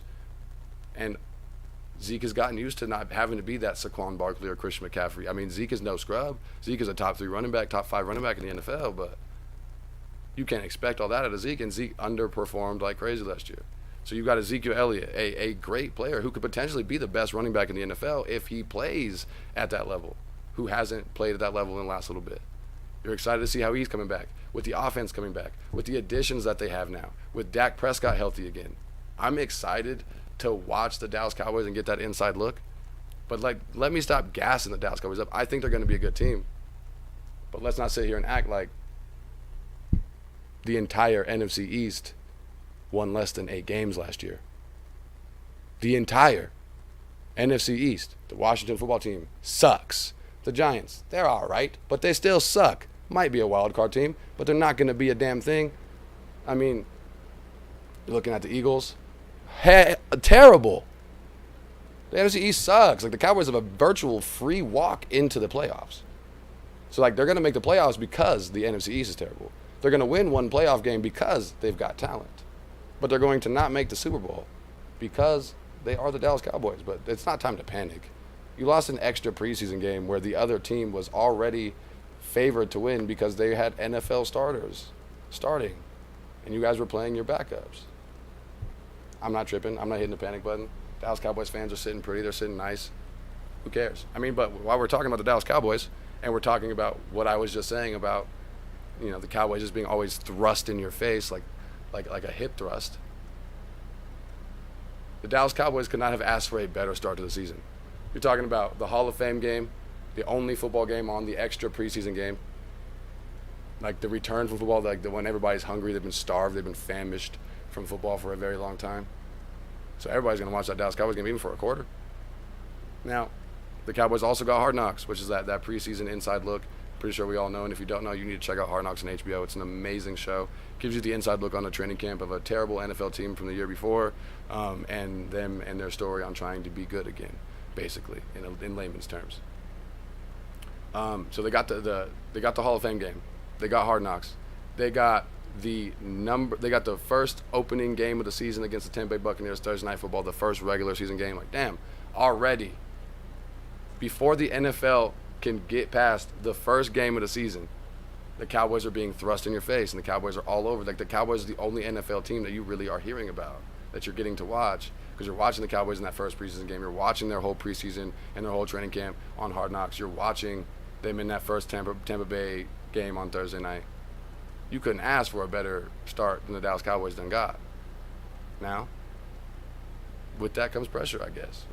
That's why everybody's always talking about the Dallas Cowboys, because you're always forced to watch the Dallas Cowboys, so you have to react to it, because at some point we're gonna get these motherfuckers off our TV, or they're gonna be good, hopefully. But I wouldn't hold hope for the latter. Now, moving on from the Dallas Cowboys, we've heard enough about them. Y'all already. I hate talking about that kind of shit.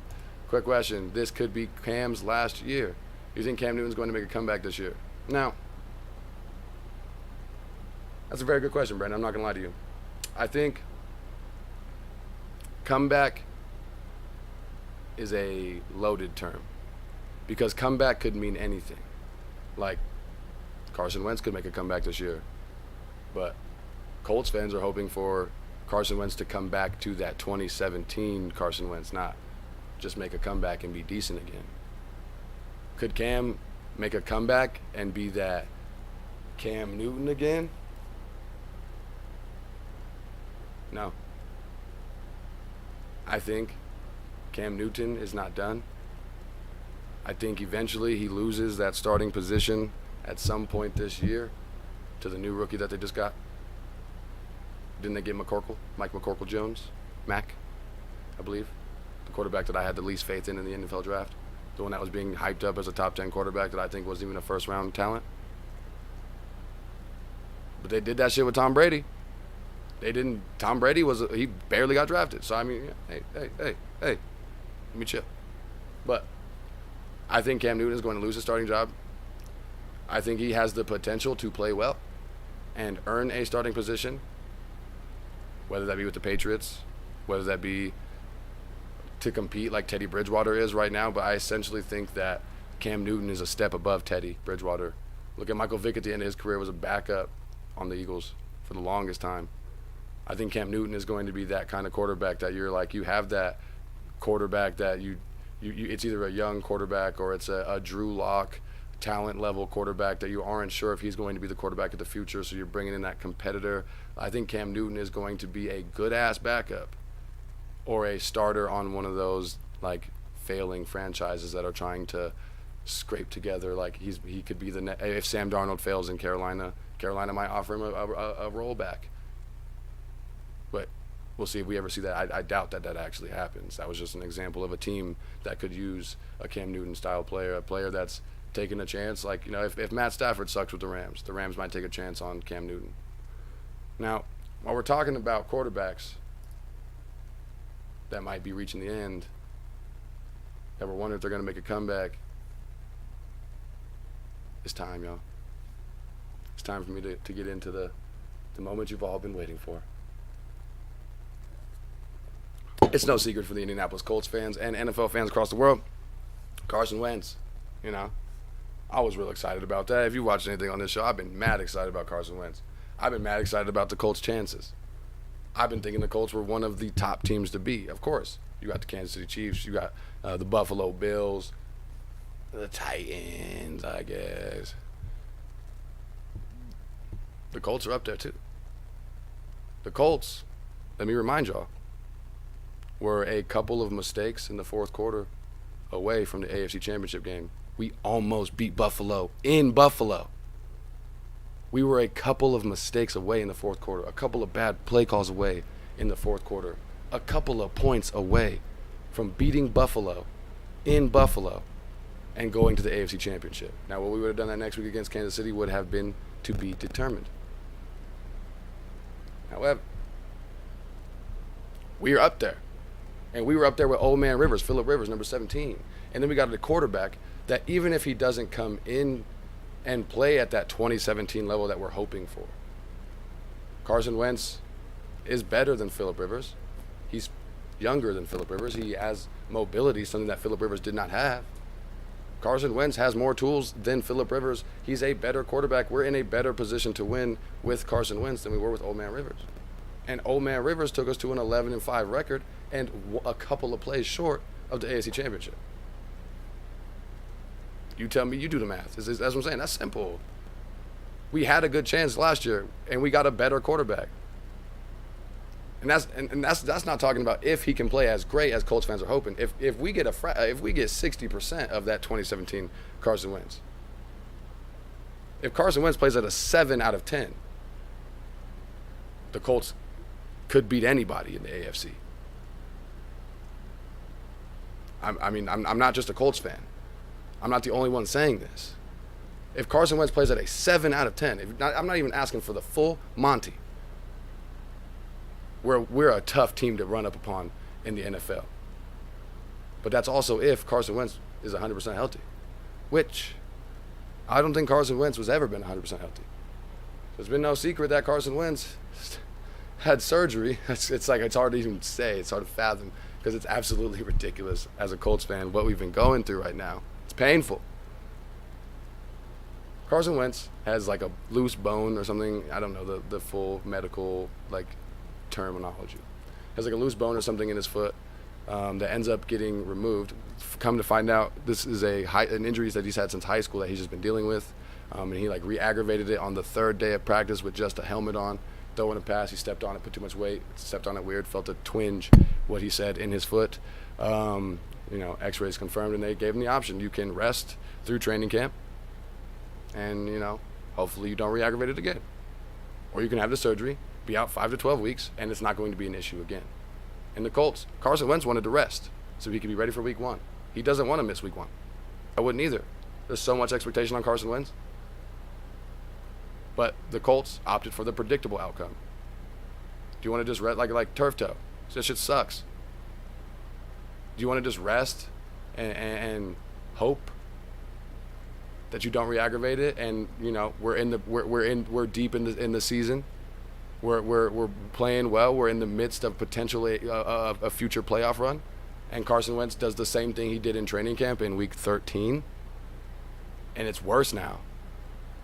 Now he's out, for real indefinitely, not just 5 to 12 weeks, until at least week 1 of the next season. And that we don't want that. The Colts said we'd rather take our chances. He's out 5 to 12 weeks. We were 6 weeks away from the NFL regular season when he got hurt. The Colts said we'll take our chances and take the predictable outcome. Best case scenario, Carson Wentz is healthy for week 1. Worst case scenario, Carson Wentz is out until about week 6, which is manageable. You hope not to go 0-6. It's a potential. It's a possibility. You hope not to go 0-6, but you hope like what the Patriots did with Jimmy Garoppolo and then Jacoby Brissett that year of the Deflategate suspension for Tom Brady. They said we just got to make it through these first 4 games. We can hope to at least go 2-2. And you think Tom Brady can make the playoffs starting out 2-2? I think he can. You think a team with the talent that the Indianapolis Colts have, the best offensive line in the NFL, 2 1,000-yard rushers, and the Nyheim Hines, the backup behind him. So we have honestly one of the top 5 rushing attacks in the NFL, not best running backs total.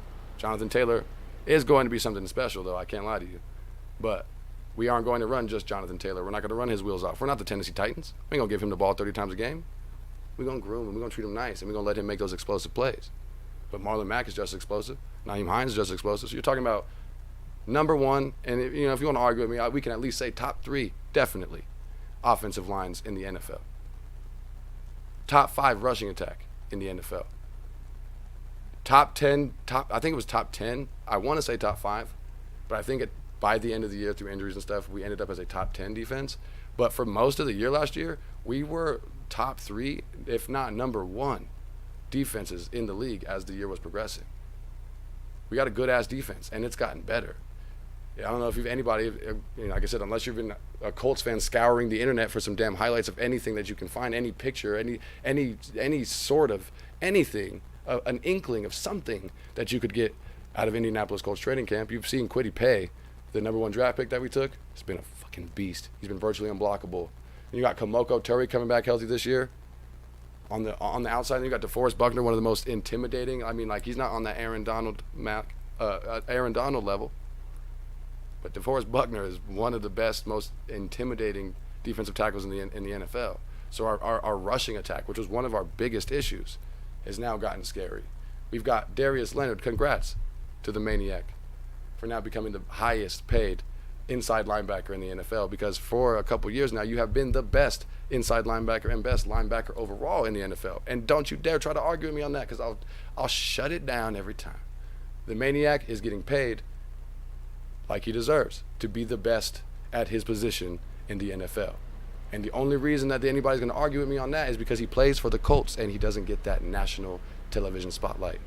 How does a man lead the league in tackles, missing 3 games and still leading by double-digit tackles, win Defensive Rookie of the Year, make the NFL first team All-Pro, and not make the Pro Bowl? Because the Pro Bowl is a fan vote, and fans don't know who Darius Leonard is. But real football fans, real football experts, they know who the Maniac is. They give him the respect he deserves. And my boy Jim Irsay, Chris Ballard, taking care of the man, paying him like he deserves. But you got one of the best linebackers. And if you want, like I said, I say the best, because I know he's the best, and the numbers don't lie. Look at the numbers behind Darius Leonard and come talk to me. That's all I got to say. You got Darius Leonard and a damn good linebacker core around him. We've got a really good cornerbacks who stepped up last year. Julian Blackmon was so close to Defensive Rookie of the Year last year. That safety is going to be amazing. That's why we shipped off Malik Hooker's injured ass to Dallas. Hope him the best. Think he's got some good talent, but I mean, we ain't dealing with that injury shit no more. Malik Hooker has let us down just because he can't stay healthy, unfortunately for him. So wish him the best in Dallas, but I mean, Julian Blackmon is better in every sense of the word. And same thing with Darius Leonard. Only reason he didn't win the Defensive Rookie of the Year last year is he plays on the Colts and nobody knows his name. But 32, Julian Blackmon down there at the safety, y'all gonna need to look him up. I'm saying the Colts got a dominant defense, a dominant offensive line, a dominant rushing attack, good wide receivers, not great, good. And Carson Wentz has never had anything like this in his career. Even when the Philadelphia Eagles won that Super Bowl, bro, that Eagles team was like running back by committee. And none of the running backs were really that special. Like, being a fantasy football player, you didn't want to pick up any of them because you couldn't guarantee which one of the 3 was going to be the guy that just crazily goes off today. Their wide receivers weren't anything special. Their defense was aight. The Eagles, I mean, they did it. I'm not taking nothing from them, but the Eagles, Carson Wentz has never had a team close to the caliber that he's got here in Indianapolis. But he can't stay healthy. Quentin Nelson and Carson Wentz. Quentin Nelson, yes, you heard that. The best lineman in the NFL. Same exact injury.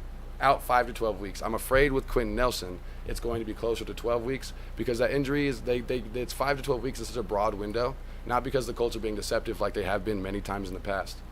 They lied about Peyton Manning's neck injury. They lied about Andrew Luck's shoulder. Then they lied about Andrew Luck's ankle. Then they started coming out and saying Carson Wentz's injury wasn't that bad. They were just holding him out of practice as a precaution. Then he had surgery a couple days later. Like the Colts, Colts organization, they don't be having the best track record when it comes to injuries and transparency with their fans. But Quentin Nelson and Carson Wentz suffered the same injury. It's a big window because it's all about how you heal from those first 2 weeks. And once you start getting back into putting that weight on your foot and stuff like that. Every individual is different. This is a very rare injury, so it's very fucking weird that our quarterback and our linemen have the same exact injury and have surgery for the same exact injury back-to-back days. Carson Wentz's injury was from high school. Apparently, Quentin Nelson was born with this foot problem. And Quentin Nelson, the problem with him is he's a 300-pound man. It takes a lot more. He's going to be putting a lot more weight on there than Carson Wentz. He has a lot more ability, a higher chance to re-aggravate that foot. So I think I'm fearing that Quentin Nelson will be closer to that 12-week because we don't want to rush them back. We want them to be 100%.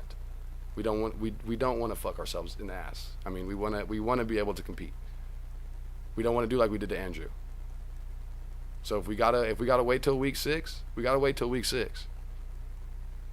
But I fear that Quentin Nelson's gonna be closer to the 12 weeks. I think Carson Wentz hopefully will be ready for week 1, but if not, I just hope that Jacob Eason or Sam Ehlinger just keep us in the game. Our defense isn't gonna lose it. The quarterbacks just can't lose it, and that's how we're gonna win those first couple games. The problem with the Colts though is our first 5 games of the season are extremely tough.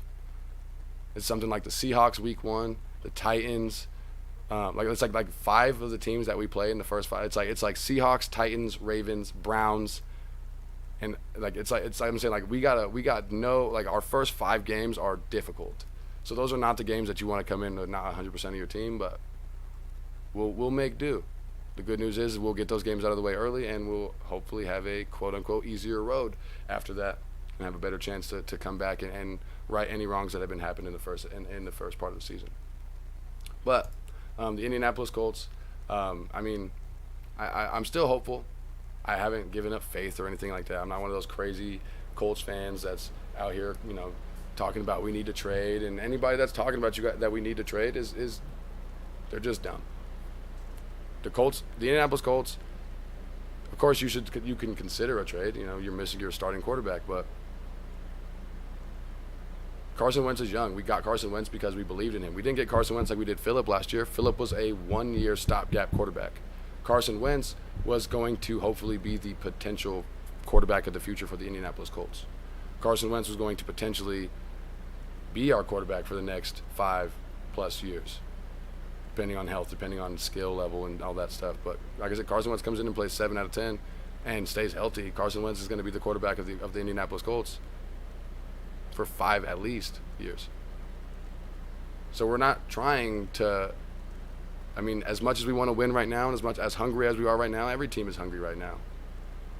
So that's why we took the predictable outcome. We can miss the playoffs this year, miss the Super Bowl this year, get better, and put more ability, more skill, more speed, more talent around Carson Wentz, and now he's 100% healthy, and we know it. So it's like, it sucks for right now. I still have hope for this year, but the Colts over the next 3 years are going to be a real scary team. You can't really guarantee past 5 years because you don't know what kind of trades, what kind of injuries, what kind of life changes fast. But over the next 3 years, the Indianapolis Colts are going to be a dominant force and going to be one of those teams that you just don't really want to see on your schedule. I can guarantee you that. Now, real quick, before I get up out of here for the rest of the day, man, thank you all for everybody that's been here. I actually did want to mention just one more thing. So I saw this today, and I'm going to see if I can pull it up for you guys real quick. I saw this today, this tweet from one of the new rookie quarterbacks, and I already cannot wait for the Indianapolis Colts to run up on this little punk, because I'm not going to lie to you, he rubbed me the wrong way this morning. Let me see if I can find it here. So, let's see. I won't be able to pull it up for you, so I'll just read it to you guys word for word. The tweet said from @TreyLance. Darius Leonard runs a 4.840 and is average in coverage. Maybe there is hope for me to make it big in the NFL. Okay, Mr. Billy Badass, Mr. Yuck. Haven't even taken a lick in the NFL. Coming at for some reason. For like no reason at all. Darius Leonard's he's a sweet, kind soul. He don't rub nobody the wrong way. He's one step short of Andrew Luck. Darius Leonard's dope. Like what? Trey Lance. Bro, you ain't even a starting motherfucking quarterback in December. Like, bro, we play y'all this year, and we'll probably play against Jimmy Garoppolo. Trey, you gotta earn your shit, Trey. And you coming at the best linebacker in the NFL, 4.8 ain't slow, stupid. Isn't that faster than what you ran? Average in coverage. When I said look at the numbers behind Darius Leonard, also look at the interception numbers. Darius Leonard leads all those linebackers in interceptions. So if that's average in coverage, what are you calling all those other niggas? Below average? Trey. No. Trey. We don't do that. We don't do that here, Trey. We don't do that here. Sit your ass down and go get Jimmy G some water, boy. But anyway, getting back into it, I just want to show y'all one last thing. If you did not get to see it, man, Edgerrin James, Hall of Fame speech last night from the Indianapolis Colts. I mean, not just because I'm a Colts fan, but I watched this Hall of Fame speech multiple times, and it's one of the most powerful and moving Hall of Fame speeches I've ever heard. I'm not going to show you the whole 10-minute thing, just the ending of his Hall of Fame speech, some of the most powerful lines that he dropped in that speech. I'm going to show that to you guys here, so give me just 1 second and pull this up for you. And I'm going to let you guys see this, and then we'll get up out of here, man. So let me drop y'all this Edgerrin James. Looked at my gold teeth and dreads and was shocked and surprised. I had never been under arrest or spent time in jail. So many people told me that you can't have dreads and gold teeth and be accepted in the NFL, but I never listened. I always knew who I was, a great football player, a great father, a proud black man, a lion, and this was my main.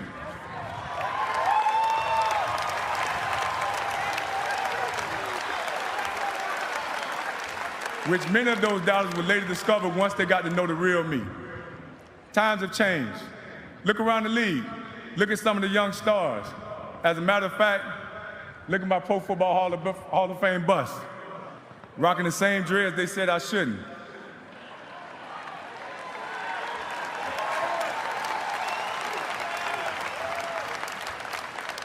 My closing message proudly represent the real you. Follow your dreams, aim high, and create the life you want to live.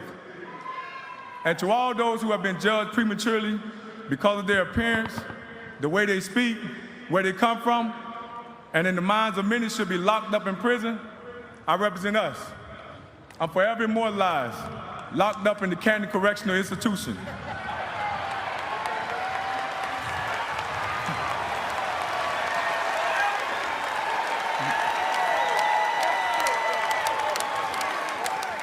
Inmate number 336 in the Pro Football Hall of Fame.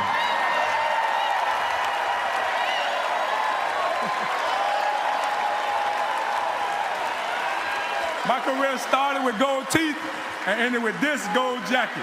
Good night and God bless. Like I said, man, that's just powerful, especially going through the social things that people of color have gone through this year. The different protests, just what we've been going through for a long time. Edgerrin James spoke to that and spoke to people trying to get him to conform to what they thought he should look like, to what they thought he should be, how he should present himself, and how people will and will not accept you. And like Allen Iverson and other players changed those sort of ideals and those sort of rules, and they made those stances. That's that kind of stuff right there, that, you know, you're proving that it doesn't matter where you come from, how you look, you know, what your hair is doing, like, especially when you're talking about in an athletic situation. It doesn't matter what I look like, it matters how I play on the field. And Edgerrin James played great on the field. Congratulations to Edgerrin and to Peyton on making the Hall of Fame. Like I said, you're more than welcome to watch that whole Hall of Fame speech if you'd like to. But I just wanted to give you all that quick piece. It was really powerful, really moving. I appreciated it a lot. I don't know if you guys saw it in the comments. Happy 420. We made it out right here just in time. This was the exact ending that I was looking for. So, of course, smoke them if you got them. I love you guys. Thank you guys so much for tuning in, man. I'm so excited for what I've got coming here on season 2. Make sure to follow the Huddle Chat Sports Show on Facebook and Twitter, at the Huddle Chat on Facebook and at THC Sports on Twitter. You'll be able to find me. You'll be able to ask me any questions. You'll be able to see any polls or anything that I've got going on. Be able to post your favorite sports memes, tweets, anything like that, and you may yourself get featured on this here show. We're going to be getting new co-hosts this year, got new special guests. I've got a lot of special events planned. As we talked earlier, I've got some fantasy football stuff coming around the line. Season 2 is going to be big. It's going to keep evolving, and it's going to keep growing, and THC Sports is here. And I'm so excited to be back with you guys, boy. I cannot appreciate you guys enough. Again, help me get to that 420 followers mark. We're at almost 350 right now. So share this out to your friends. Share the page out to your friends. Anybody that you know that likes cannabis or likes sports, send them my way. This is the home for them. Over here on THC Sports, like I said, I want to talk about what you want to talk about. We don't just talk. I talk about the Colts a lot, the Bulls, because those are my teams. That's what I care about. But I also want to talk about what you want to hear about. If you want me to talk about the Jets, you want me to talk about the Dolphins, you want me to talk about the Utah Jazz, let's do it. You just let me know. Never be afraid to get in contact with me. But as always, I hope the news never stops showing and your plants never stop growing. But it's your boy Indo is my Indo. I love y'all, man. Thank you so much for everybody that's tuned in live and everybody that's tuning in on demand, watching the replay functions of this video or any of the clips. I love y'all, man. All the support. This wouldn't be possible without you. You make me doing what I like to do feel better, and I never want to let you guys down. But I love you guys. Thank you so much. I appreciate you. Can't say it enough. Thank you so much for tuning in to this week's episode, the Huddle Chat Sports Show. I'm your boy Indo is my Indo, also known as Dallas Clark. And I will see you next time over here on the Huddle Chat Sports Show. Y'all have a good one, and stay easy out there, baby.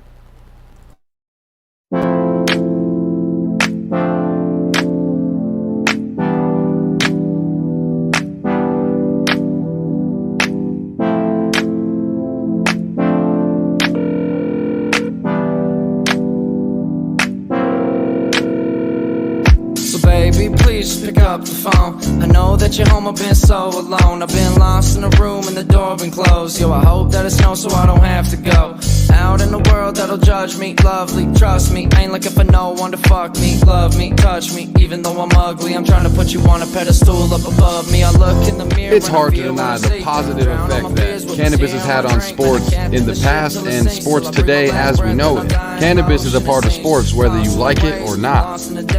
Often it pays to throw caution away. Man, I'm not gonna say that I'm living my best, cause my head it resides. And you're getting high in the middle of the afternoon back, I got time today. We gon' fly away from all these problems. Lost in the moment, I don't feel like stopping. Hey, what I'm trying to say, you never know if you're gon' die today, cause you only live your life on this earth one time. I'ma get what's mine, I'ma find a way. Hey, hey.